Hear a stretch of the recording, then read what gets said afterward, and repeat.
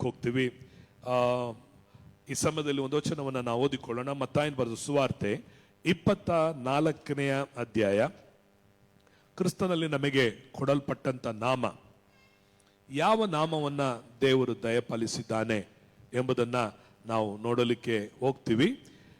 ಮೊದಲಾಗಿ ಮತ್ತಾಯನ ಸುವಾರ್ತೆ 24ನೇ ಅಧ್ಯಾಯ, ಅದರಲ್ಲಿ 45 ಮತ್ತು 46, 47 3 ವಚನಗಳನ್ನು ನಾವು ಓದಿಕೊಳ್ಳುವ.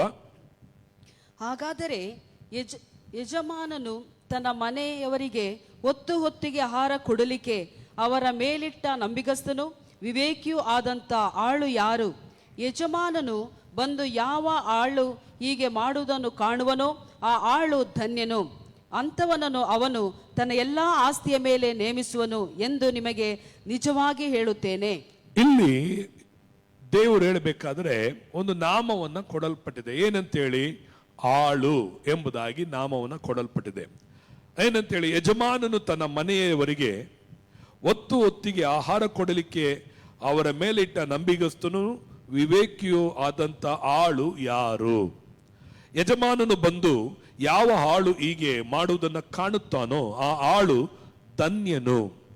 ಆಳು ಧನ್ಯನು, ಈಸ್ ಅ ಬ್ಲೆಸ್ಸೆಡ್. ಆಳು ಎಂಬುದಾಗಿ ಹೇಳಲ್ಪಡುವಂಥದ್ದಾಗಿರ್ತದೆ. ಇದು ಹೊಸ ಒಡಂಬಡಿಕೆಯ ಕಾಲದಲ್ಲಿ ಯೇಸು ಕ್ರಿಸ್ತನು ಬಂದಂತ ವೇಳೆಯಲ್ಲಿ ದೇವರನ್ನ ಯಜಮಾನನಾಗಿ ಇಲ್ಲಿ ಯೇಸುವು ತೋರಿಸುವನಾಗಿದೆ. ಯಾಕೆಂದ್ರೆ ಯೇಸು ಇನ್ನೂ ಪುನರುತ್ಥಾನವಾಗಿರಲಿಲ್ಲ. ಪುನರುತ್ಥಾನವಾಗಕ್ಕಿಂತ ಮುಂಚೆ ಯೇಸು ದೇವರನ್ನ ಇಲ್ಲಿ ಏನಂತ ಆತನು ತೋರಿಸ್ತಾ ಇದ್ದಾನೆ ಅಂದರೆ ಯಜಮಾನನು. ಹಾಗಾದರೆ ನಾವುಗಳೆಲ್ಲರೂ ಆಳುಗಳು ಎಂಬುದಾಗಿ ಆತನು ಹೇಳುವನಾಗಿದ್ದಾನೆ. ಆಳಾದವನು ಯಜಮಾನನು ಬರುವಾಗ ನಂಬಿಗಸ್ತನು ವಿವೇಕಿಯೂ ಆಗಿದ್ದು ಆತನು ನೇಮಿಸಿದ ಕೆಲಸವನ್ನ ಅವನು ಮಾಡುವಾಗ ಅವನೇನಾಗಿರ್ತಾನೆ? ಅವನು ಧನ್ಯನಾಗಿರ್ತಾನೆ. ಹಾಗಾದರೆ ಪ್ರಿಯರೇ, ಯೇಸು ಕ್ರಿಸ್ತನು ಇವತ್ತು ಮಧ್ಯ ಆಕಾಶದಲ್ಲಿ ಆತನು ಬರುವವನಾಗಿದ್ದಾನೆ. ಅಥವಾ ಆತನು ನಮ್ಮನ್ನ ನೋಡಿ ಆತನು ಲೆಕ್ಕವನ್ನ ಕೇಳುವಂತವನಾಗಿದ್ದಾನೆ. ನಿನಗೆ ಏನು ಕೆಲಸವನ್ನ ನಿನಗೆ ನೇಮಿಸಲ್ಪಟ್ಟಿದೆ, ಆ ಕೆಲಸದಲ್ಲಿ ನೀನು ನಂಬಿಗಸ್ತನಾಗಿ ಇದೆಯಾ? ನಿನಗೆ ಕೊಡಲ್ಪಟ್ಟಂತ ಕೆಲಸದಲ್ಲಿ ನೀನು ನಂಬಿಗಸ್ತನು ಮತ್ತು ವಿವೇಕಿಯಾಗಿ ನಿನ್ನ ಕೆಲಸವನ್ನ ನೀನು ಮಾಡುವುದಾದರೆ ಕರ್ತನು ಬರುವಾಗ ಅಥವಾ ಯಜಮಾನನು ಬರುವಾಗ ನೀನು ಪ್ರತಿಫಲಗಳನ್ನ ಆತನಿಂದ ಹೊಂದವನಾಗಿರ್ತೀಯ ಎಂಬುದಾಗಿ ಇಲ್ಲಿ ದೇವರ ವಾಕ್ಯದಲ್ಲಿ ನೆನಪು ಕೊಂಡು ಬರುವನಾಗಿದ್ದಾನೆ. ತಿಮೋತಿ ಹೇಳಬೇಕಾದ್ರೆ ಹೇಳ್ತಾನೆ, 1 ತಿಮೋತಿಯು 5ನೇ ಅಧ್ಯಾಯ 17 ಮತ್ತು 18ನೇ ವಚನದಲ್ಲಿ ಓದಿಕೊಳ್ಳುವಾಗ, 1 ತಿಮೋತಿ ಅದರಲ್ಲಿ 5ನೇ ಅಧ್ಯಾಯ 17 ಮತ್ತು 18ನೇ ವಚನವನ್ನ ಓದಿಕೊಳ್ಳ್ರಿ. ಚೆನ್ನಾಗಿ ಅಧಿಕಾರ ನಡೆಸುವ ಸಭೆಯ ಹಿರಿಯರನ್ನು ಅವರೊಳಗೆ ವಿಶೇಷವಾಗಿ ಪ್ರಸಂಗದಲ್ಲಿಯೂ ಉಪದೇಶದಲ್ಲಿಯೂ ಕಷ್ಟಪಡುವವರನ್ನು ಹಿಮ್ಮಡಿಯಾದ ಮಾನಕ್ಕೆ ಯೋಗ್ಯರೆಂದು ಎಣಿಸಬೇಕು. ಕಣತುಳಿಯುವ ಎತ್ತಿನ ಬಾಯಿ ಕಟ್ಟಬಾರದೆಂತಲೂ ಆಳು ತನ್ನ ಕೂಲಿಗೆ ಯೋಗ್ಯನಾಗಿದ್ದಾನೆಂತಲೂ ಶಾಸ್ತ್ರದಲ್ಲಿ ಹೇಳಿದೆಯಲ್ಲ. ಇಲ್ಲಿ ನಾವು ನೋಡ್ತೇವೆ 18ನೇ ವಚನದಲ್ಲಿ ಆಳು ತನ್ನ ಕೂಲಿಗೆ ಯೋಗ್ಯನಾಗಿದ್ದಾನಷ್ಟೇ. ಆಳು ಕೂಲಿಗೆ ಯೋಗ್ಯನಾಗಿದ್ದಾನೆ. ಯಾವ ಆಳು ನಂಬಿಗಸ್ತನಾಗಿ ವಿವೇಕದಿಂದ ತನಗೆ ಕೊಡಲ್ಪಟ್ಟಂತ ಕೆಲಸವನ್ನು ಮಾಡುತ್ತಾನೋ ಅವನಿಗೆ ಏನು ಸಿಗುತ್ತೆ? ಕೂಲಿ ಸಿಗುತ್ತೆ. ಎಲ್ಲರೂ ಹೇಳ್ರಿ, ಏನ್ ಸಿಗುತ್ತೆ? ಯಾರಿಗೆ ಕೂಲಿ? ಸುಮ್ಮನೆ ಕೆಲಸ ಮಾಡದಿದ್ದವನಿಗಲ್ಲ, ಆದರೆ ಯಾರು ಕೆಲಸವನ್ನ ಮಾಡುತ್ತಾನೋ ಅವನಿಗೆ ಕೂಲಿ. ಯೇಸು ಸ್ವಾಮಿ ಒಂದು ಸಾಮೆ ಹೇಳಿದ್ರು, ಮುಂಜಾನೆ ವೇಳೆಯಲ್ಲಿ ತನ್ನ ತೋಟದಲ್ಲಿ ಕೆಲಸ ಮಾಡಲಿಕ್ಕಾಗಿ ಒಬ್ಬ ಯಜಮಾನನು ಆತನು ಹೋದಾಗ ಕೆಲವು ಜನರು ಕಂಡು ಆತ ಹೇಳ್ತೇನೆ, ನಮ್ಮ ತೋಟದಲ್ಲಿ ಒಂದು ಕೂಲಿ ಕೆಲಸ ಮಾಡ್ರಿ, ನಾನು ನಿಮಗೆ ದಿನದ ಕೂಲಿಯನ್ನು ಕೊಡುತ್ತೇನೆ ಎಂಬುದಾಗಿ. ಅವರು ಕೆಲಸ ಮಾಡ್ತಿರುವಾಗ ಮತ್ತೆ ಮಧ್ಯಾಹ್ನದ ಸಮಯದಲ್ಲಿ ಮತ್ತೆ ಆತನು ಹೋಗುವಾಗ ಜನರನ್ನ ಕಾಣ್ತಾನೆ. ಆತನ ಹೇಳ್ತೇನೆ, ಅವರನ್ನು ನೋಡಿ ನನ್ನ ತೋಟದಲ್ಲಿ ಬಂದು ಕೆಲಸ ಮಾಡ್ರಿ, ನಿಮಗೆ ದಿನದ ಕೂಲಿಯನ್ನ ನಾನು ನಿಮಗೆ ಕೊಡುತ್ತೇನೆ ಎಂಬುದಾಗಿ. ಅವರು ಸಹ ಸಂತೋಷದಿಂದ, ನಾವು ಬೆಳಗ್ಗೆಯಿಂದ ಕೆಲಸ ಸಿಗ್ಲಿಲ್ಲ, ನಮಗೆ ಮಧ್ಯಾಹ್ನದಲ್ಲಿ ಕೆಲಸ ಸಿಕ್ತು, ನಾವು ಹೋಗಿ ಮಾಡೋಣ ಎಂಬುದಾಗಿ. ಇನ್ನೇನು ಕೆಲಸ ಬಿಡಬೇಕು, ಸಂಜೆ ವೇಳೆಯಲ್ಲಿ ಇನ್ನೂ ಕೆಲವು ಜನರು ಮಾರುಕಟ್ಟೆಗಳಲ್ಲಿ ಇರ್ತಾರೆ. ಅವರ ಬಳಿಯಲ್ಲಿ ಹೋಗಿ ಹೇಳ್ತಾನೆ, ನೀವು ಯಾಕೆ ಸುಮ್ಮನೆ ಇಲ್ಲಿದ್ದೀರಾ, ಬಂದು ನನ್ನ ತೋಟದಲ್ಲಿ ಕೆಲಸ ಮಾಡ್ರಿ, ನಾನು ನಿಮಗೆ 1 ದಿನದ ಕೂಲಿಯನ್ನ ಕೊಡ್ತೀನಿ. ಬೆಳಗಿಂದ ಸಂಜೆ ತನಕ ಮಾಡೋರಿಗೆ ಎಷ್ಟು ಕೂಲಿನೋ ಅಷ್ಟು ಕೂಲಿ ನಿಮ್ಗೆ ಕೊಡ್ತೀನಿ ಬನ್ರಿ ಅಂತ ಹೇಳಿದಾಗ ಅವರು ಸಂತೋಷವಾಗಿ ಅವರು ಕೆಲ್ಸಕ್ಕೆ ಹೋಗ್ತಾರೆ. ಕೆಲಸ ಮುಗಿದ ಮೇಲೆ ಸಂಜೆ ಆಯಿತು. ಆ ಯಜಮಾನ ಏನ್ ಮಾಡದಂದ್ರೆ ಸಂಜೆ ಯಾರು ಲೇಟಾಗಿ ಬಂದರೋ ಅವರನ್ನ ಮುಂದೆ ನಿಲ್ಲಿಸ್ದ, ಮಧ್ಯಾಹ್ನ ಬಂದವರನ್ನ ಎರಡನೇದಾಗಿ ನಿಲ್ಲಿಸ್ದ, ಬೆಳಗ್ಗೆ ಬಂದವರನ್ನ ಆತನು ಏನ್ ಮಾಡ್ದ, ಆತನು ಕಡೆದಾಗಿ ನಿಲ್ಲಿಸಿದ. ಕಡೆದಾಗಿ ನಿಲ್ಲಿಸಿ ಮೊದಲು ಬಂದವರಿಗೆ, ಆ ಕಡೆದಾಗಿ ಬಂದಂತವರಿಗೆ ಕೂಲಿಯನ್ನು ಕೊಟ್ಟ, ಒಂದು ದಿನದ ಕೂಲಿಯನ್ನ ಅವರಿಗೆ ಕೊಟ್ಟ. ಆಗ ಮಧ್ಯಾಹ್ನ ಬಂದವರು ನೆನೆಸ್ಕೊಂಡ್ರು, ಓಹೋ ಇವರು ಸಂಜೆ ಬಂದವರಿಗೆ ಇಷ್ಟು ಕೂಲಿ ಸಿಕ್ಕಿದೆ ಅಂದ್ರೆ ಎರಡನೇದಾಗಿ ನಾವು ಬಂದಿದ್ದೇವೆ ಮಧ್ಯಾಹ್ನ, ನಮಗೆ ಇನ್ನೂ ಹೆಚ್ಚು ಕೂಲಿ ಸಿಗಬಹುದು ಎಂಬುದಾಗಿ. ಆಗ ಫಸ್ಟ್ ಬಂದವರ ಬೆಳಗ್ಗೆ ಅವರು ನೆನೆಸಿದ್ರು, ನಾನು ಬೆಳಗ್ಗೆನೆ ಬಂದಿದ್ದೇನೆ, ನನಗೆ ಡಬಲ್ ಡ್ಯೂಟಿ ಮತ್ತೆ ಓಟಿ ಎರಡನ್ನೂ ಸೇರಿ ನನಗೆ ನನಗೆ ಕೂಲಿ ಸಿಗಬಹುದು ಎಂಬುದಾಗಿ ಫಸ್ಟ್ ಬಂದವರು ಬೆಳಗ್ಗೆನೆ ಯೋಚನೆ ಮಾಡ್ತಿದ್ರು. ಎಲ್ಲರಿಗೂ ಸಂಬಳ ಕೊಟ್ಟು ಫಸ್ಟ್ ಅವನಿಗೂ ಸಂಬಳ ಕೊಡ್ಬೇಕಾದ್ರೆ ಅವರು ಕೇಳ್ತಾರೆ, ಸ್ವಾಮಿ ಈಗ ಬಂದವರಿಗೆ ನೀವು ಅಷ್ಟು ಸಂಬಳ ಕೊಟ್ರಿ, ಕೂಲಿ ಕೊಟ್ರಿ, ನಾವು ಬೆಳಗಿಂದ ಮಾಡ್ತಾ ಇದ್ದೀವಿ, ನಮಗೆ ಅಷ್ಟೇ ಕೂಲಿ ಕೊಟ್ರಲ್ಲ ಎಂಬುದಾಗಿ. ಆಗ ಯಜಮಾನನ್ ಹೇಳ್ತಾನೆ, ನಾನು ನಿನ್ನೊಂದಿಗೆ ಏನು ಒಪ್ಪಂದ ಮಾಡ್ಕೊಂಡೆ, ನೀನು ಕೂಲಿಗಾಗಿ ಒಂದು ದಿನದ ಕೂಲಿ ನಿನ್ ಕೊಡ್ತೀನಿ ಅಂತ ಹೇಳಿದೆ, ನಾನು ನಿನಗೆ ಒಂದು ದಿನದ ಕೂಲಿ ಏನೇನ್ ಮಾಡಿದ್ದೇನೆ, ನಾನು ಕೊಟ್ಟಿವನಾಗಿದ್ದೇನೆ. ನಾನು ಒಳ್ಳೆಯವನಾಗಿರುವುದು ನಿನಗೆ ಇಷ್ಟ ಇಲ್ಲವಾ? ನಾನು ನಿನಗೆ ಏನು ಕೊಡ್ತೀನಿ ಅಂತ ಹೇಳಿದ್ನೋ ಅದನ್ನ, ಆ ಕೂಲಿಯನ್ನು ನಿನಗೆ ಕೊಟ್ಟಿದ್ದೇನೆ. ಪ್ರೇರೆ, ಇಲ್ಲಿ ನಾವು ನೋಡಬೇಕಾದ್ರೆ ದೇವರು ತನ್ನ ಆಳುಗಳಿಗೆ ಒಂದೇ ಕೂಲಿಯನ್ನ ಕೊಡುವವನಾಗಿ ಕಾಣಲ್ಪಡುತ್ತಾನೆ ಎಂಬುದಾಗಿ ನಾವು ನೋಡುವಂತವರಾಗಿದ್ದೇವೆ. ಅದಕ್ಕಾಗಿ ನಾವು ಕೂಲಿಗೆ ನಾವು ಯೋಗ್ಯರು ಎಂಬುದಾಗಿ ನಮ್ಮನ್ನ ಇಲ್ಲಿ ನೆನಪು ಮಾಡುವನಾಗಿದ್ದಾನೆ. ಎರಡನೇ ನಾಮವನ್ನ ಕೊಡಲ್ಪಟ್ಟಿದೆ. ಈ ನಾಮದಲ್ಲಿ ನೀವು ಯಾರು, ಕೂಲಿ ಆಳುಗಳ ಅಥವಾ ಯಾರೆಂಬುದಾಗಿ ದೇವರ ವಾಕ್ಯದಲ್ಲಿ ನಾವು ನೋಡಿಕೊಳ್ಳೋಣ. ಯೋಹಾನ ಬರೆದ ಸುವಾರ್ತೆ 12ನೇ ಅಧ್ಯಾಯ 26ನೇ ವಚನವನ್ನ ನಾವು ತೆಗೆದುಕೊಳ್ಳೋಣ. ಯೋಹಾನ ಬರೆದ ಸುವಾರ್ತೆ 12ನೇ ಅಧ್ಯಾಯ 26ನೇ ವಚನವನ್ನ ಯಾರ ತೆಗೆದು ಓದ್ಕೊಳ್ರಿ. ಯಾವನಾದರೂ ನನ್ನ ಸೇವೆಯನ್ನು ಮಾಡುವವನಾದರೆ ನನ್ನ ಹಿಂದೆ ಬರಲಿ, ಮತ್ತು ಎಲ್ಲಿ ನಾನು ಇರುತ್ತೇನೋ ಅಲ್ಲಿ ನನ್ನ ಸೇವಕನೂ ಸಹ ಇರುವನು. ಯಾವನಾದರೂ ನನ್ನ ಸೇವೆಯನ್ನು ಮಾಡುವನಾದರೆ ತಂದೆಯು ಅವನಿಗೆ ಬಹುಮಾನ ಮಾಡುವನು. ಇಲ್ಲಿ ಎರಡನೇದಾಗಿ ನೋಡುತ್ತೇವೆ, ಮೊದಲನೇದಾಗಿ ಆಳು ಎಂಬುದಾಗಿ ಹೇಳು. ಎರಡನೇದಾಗಿ ಇಲ್ಲಿ ಏನಂತ ನೋಡ್ತಾ ಇದ್ದೀವಿ, ಸೇವಕ. ಎಲ್ಲರೂ ಹೇಳ್ರಿ, ಬಾಯಿ ತರದ್ ಹೇಳ್ರಿ. ಮೊದಲನಾಗಿ ನೋಡಿದ್ವಿ ಏನಂತ ಹೇಳಿ, ವೆರಿ ಗುಡ್. ಎರಡನೇದಾಗಿ ಏನಂತ ನೋಡ್ತಾ ಇದ್ದೀವಿ, ಸೇವಕ. ನೀವು ಯಾರಾಗಾದ್ರೆ ನೀವೇ ತೀರ್ಮಾನ ಮಾಡ್ಕೊಳ್ರಿ, ನೀವು ಆಳ ಅಥವಾ ಸೇವಕರಾಗಿರಬೇಕಾ, ಯಾವುದು ಬೆಸ್ಟ್ ನಿಮಗೆ? ಯಾವನಾದರೂ ನನ್ನ ಸೇವೆ ಮಾಡುವುದಾದರೆ, ಯಾವನಾದರೂ ನನ್ನ ಸೇವೆ ಮಾಡಿದ್ರೆ ಯಾರಾದ್ರೂ ಹಿಂದೆ ಹೋಗ್ಲಿ, ಯಾವುದಾದ್ರೂ ಹಿಂದೆ ಹೋಗ್ಲಿ ಅಂತ ಹೇಳಿಲ್ಲ, ಯಾರ ಹಿಂದೆ ಬರಲಿ, ನನ್ನ ಹಿಂದೆ ಬರಲಿ. ಇವತ್ತು ಸಭೆಯೇ ನಾವು ಇವತ್ತು ಸೇವೆ ಮಾಡಲಿಕ್ಕಾಗಿ ಕರೆಯಲ್ಪಟ್ಟಂತ ಸೇವಕರುಗಳಾಗಿದ್ದೇವೆ. ನಾವು ಇವತ್ತು ಯಾರ ಹಿಂದೆ ಹೋಗುತ್ತಿದ್ದೇವೆ ಎಂಬುದೇ ಬಹಳ ಮುಖ್ಯ. ಇವತ್ತು ಅನೇಕರು ಮನಸ್ಸಿಗೆ ತೋಚುವಂತ ದಾರಿಯಲ್ಲಿ ಹೋಗ್ತಾ ಇದ್ದಾರೆ. ಇವತ್ತು ನಿಮ್ಮ ನಾಯಕನು ಯಾರು, ನಿಮ್ಮ ಯಜಮಾನನು ಯಾರು, ನಿಮ್ಮ ಒಡೆಯನು ಯಾರು? ಕೆಲವರಿಗೆ ಅವರ ಹೊಟ್ಟೆನೆ ಅವರಿಗೆ ದೇವರು. ಕೆಲವರು ಹೇಳ್ತಾರೆ, ಹೊಟ್ಟೆ ಪಾಡು ಪಾಸ್ಟ್ರೆ, ಯಾಕೆ ಭಾನುವಾರ ಚರ್ಚಿಗೆ ಬಂದಿಲ್ಲ, ಯಾಕೆ ಮೀಟಿಂಗ್ ಬಂದಿಲ್ಲ ಪಾಸ್ಟ್ರೆ, ಹೊಟ್ಟೆ ಪಾಡು. ಕೆಲವರಿಗೆ ಹೊಟ್ಟೆನೇ ದೇವರು, ಇನ್ನು ಕೆಲವರಿಗೆ ಕೆಲಸನೇ ದೇವರು, ಇನ್ನು ಕೆಲವರಿಗೆ ನೆಂಟ್ರೇ ದೇವರು, ಇನ್ನು ಕೆಲವರಿಗೆ ಅನೇಕ ಸೆಲೆಬ್ರಿಟಿಗಳು, ಹೀರೋಯಿನ್ಗಳೇ ಅವರಿಗೆ ಏನಾಗಿದ್ದಾರೆ, ಯಜಮಾನನಾಗಿದ್ದಾರೆ. ನಿನಗೆ ಯಜಮಾನನು ಯಾರು? ನಾನು ನಿಮಗೆ ಯಜಮಾನನಾಗಿದ್ದರೆ ನನಗೆ ಸಲ್ಲತಕ್ಕಂತ ಗೌರವ ಎಲ್ಲಿ? ನಾನು ನಿಮಗೆ ತಂದೆ ಆಗಿದ್ದರೆ ನನಗೆ ತೋರಿಸುವ ಭಯ ಭಕ್ತಿ ಎಲ್ಲಿ ಎಂಬುದಾಗಿ ದೇವರ ವಾಕ್ಯ ಹೇಳ್ತದೆ. ಇವತ್ತು ಯಾರನ್ನ ನೀವು ಫಾಲೋ ಮಾಡ್ತಾ ಇದ್ದೀರಿ? Who is your model? ಯಾರು ನಿಮ್ಮ ಮಾದರಿ? ಯಾರನ್ನ ಫಾಲೋ ಮಾಡ್ತಿರೋ ನೀವು ಅವ್ರ ತರ ಇರ್ತೀರ. ಒಬ್ಬ ಹೀರೋನ್ನ ಒಬ್ಬ ಫಾಲೋ ಮಾಡೋನಾಗಿದ್ರೆ ಆ ಫಿಲಮ್ ಅಲ್ಲಿ ಅವನು ಯಾವ ತರ ಕಟಿಂಗ್ ಮಾಡಿರ್ತಾನೋ ಅದೇ ತರ ಕಟಿಂಗ್ ಮಾಡಕ್ ಇಷ್ಟಪಡ್ತಾರೆ. ಅವನು ಒಂದ್ ವೇಳೆ ಕಾಲರ್ ಎತ್ಕೊಂಡು ನಡೀತಿದ್ರೆ ಇವರು ಕಾಲರ್ ಎತ್ಕೊಂಡು ನಡೀತಿರ್ತಾರೆ. ಅವನು ಒಂದು ವೇಳೆ ಬರಮೋಡ ಹಾಕೊಂಡು ನಡೀತಿದ್ರೆ ಇವರು ಸಹ ಬರಮೋಡ ಹಾಕೊಂಡು ನಡೀತಿರ್ತಾರೆ.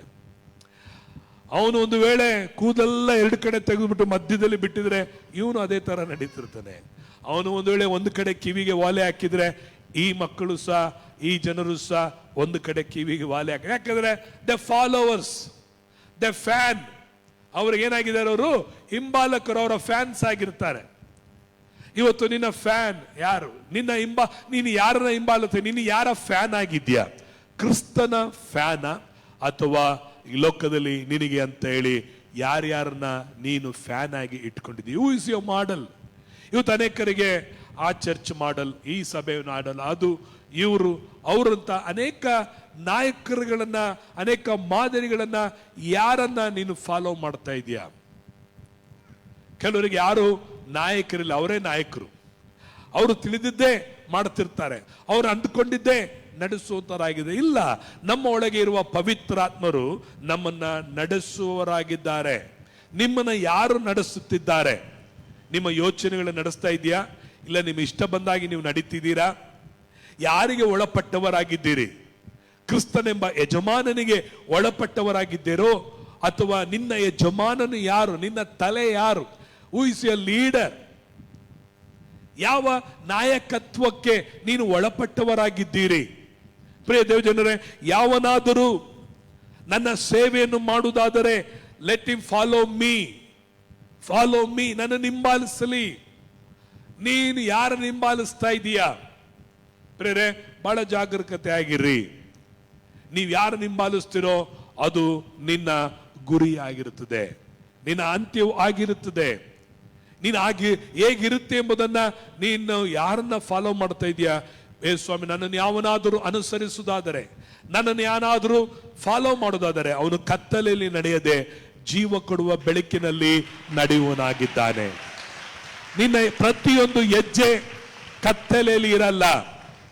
ಕತ್ತಲೆ ಅಂದ್ರೆ ಏನ್ ತೋರಿಸುತ್ತೆ? ಭಯ, ಅಂಧಕಾರ, ಡೈರೆಕ್ಷನ್ ಇರಲ್ಲ, ಮಾರ್ಗ ಇರಲ್ಲ, ಒಂದು ಉದ್ದೇಶ ಇರಲ್ಲ, ಒಂದು ಗುರಿ ಇರಲ್ಲ.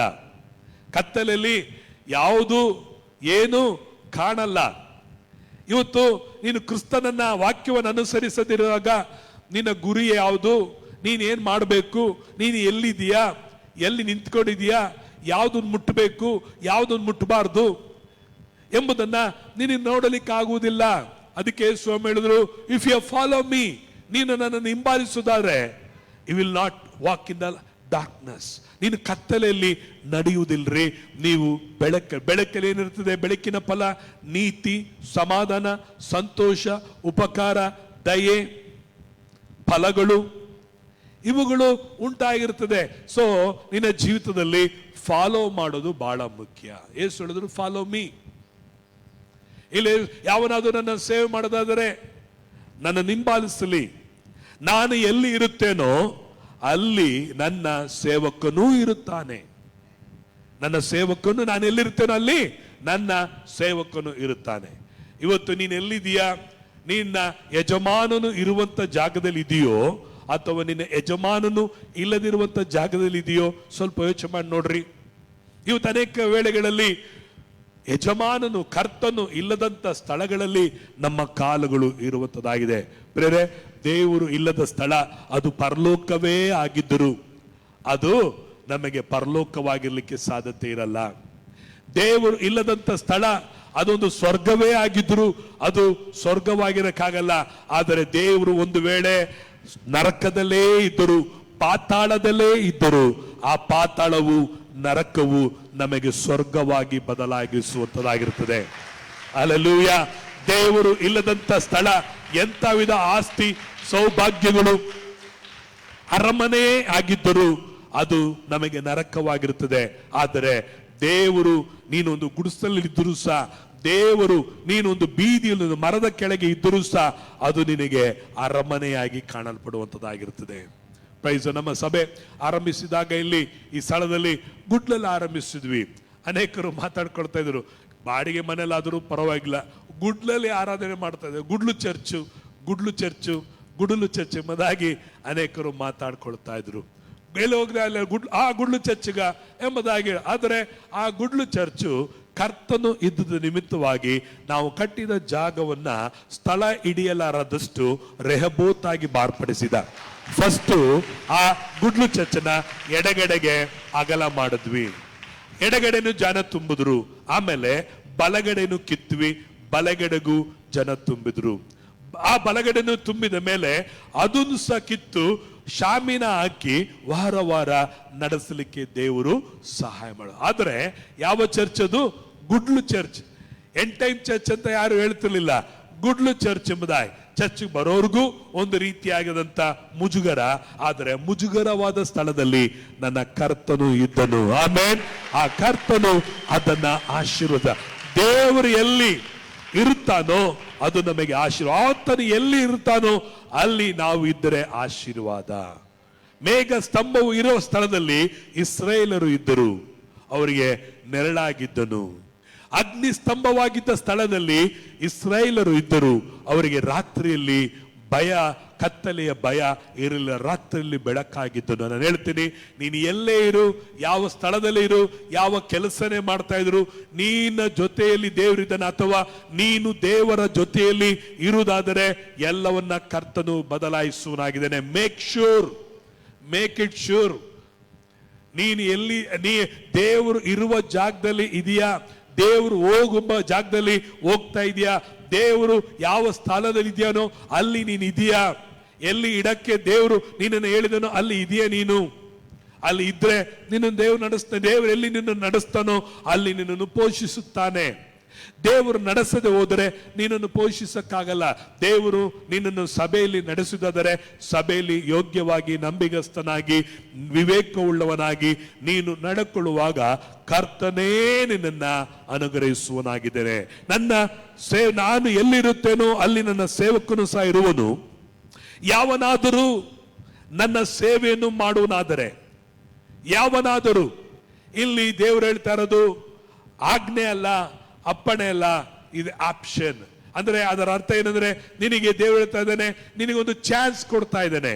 ಯಾವನಾದರೂ ನನ್ನ ಸೇವೆಯನ್ನು ಮಾಡುವುದಾದರೆ, ಅವರು ಇಂಥವರೇ ಬೇಕು ದೇವರಿಗೆ, ಓದಿರೋರೇ ಬೇಕು, ಅಥವಾ ಇಂಥ ಕ್ಯಾಸ್ಟ್, ಇಂಥ ಜಾತಿಯಿಂದ ಬರಬೇಕು, ಇಂಥ ಊರಿನವ್ರು ಬರಬೇಕು, ಅದು ಹೆಣ್ಮಕ್ಳೇ ಆಗಿರ್ಬೇಕು, ಗಂಡು ಮಕ್ಕಳೇ ಬೇಕು. ಯಾವನಾದರೂ ಎನಿ ಬೆಡಿಕನ್, ಎಲ್ಲರಿಗೂ ಓಪನ್ ಆದ ಕರೆಯುವಿಕೆ.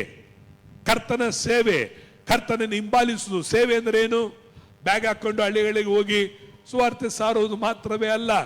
ಸೇವೆ ಅಂದ್ರೆ ಆತನನ್ನ ಪ್ರೀತಿಸುವುದು, ಆತನಿಗೆ ಮೆಚ್ಚುಗೆ ಆಗುವುದನ್ನು ಮಾಡುವುದು, ಆತನು ಹೇಳಿದನ್ನ ನಾವು ಕೇಳುವಂಥದ್ದು ಸೇವೆಯಾಗಿದೆ.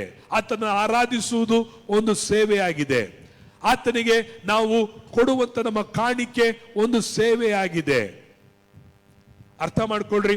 ಸೇವೆ ಅಂದ್ರೆ ನಾವು ಸೇವೆ, ಸುವಾರ್ತೆ ಸಾರುವುದು ಮಾತ್ರವೇ ಅಲ್ಲ, ಆತನನ್ನು ಸೇವಿಸುವುದು, ಆತನಿಗೆ ಮೆಚ್ಚುಗೆಯಾಗಿ ನಡೆಯುವುದು, ಆತನಿಗಾಗಿ ನಾವು ಕೊಡುವಂತ ಎಲ್ಲ ಕಾರ್ಯಗಳು ಅದು ಸಹ ಸೇವೆಯಾಗಿ. ಹೀಗೆ ನೀನು ಮಾಡುವುದಾದರೆ ಬೈಬಲ್ ಹೇಳುತ್ತದೆ, ತಂದೆಯು ಅವನಿಗೆ ಬಹುಮಾನವನ್ನ ಕೊಡುತ್ತಾನೆ.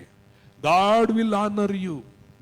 ನೀನೊಬ್ಬ ಸೇವಕನಾಗಿ ಕರ್ತನಿಗೆ ಮಾಡುವುದಾದರೆ ಕರ್ತನೇ ನಿನಗೆ ಬಹುಮಾನವನ್ನ ಕೊಡುವನಾಗಿರ್ತಾನೆ.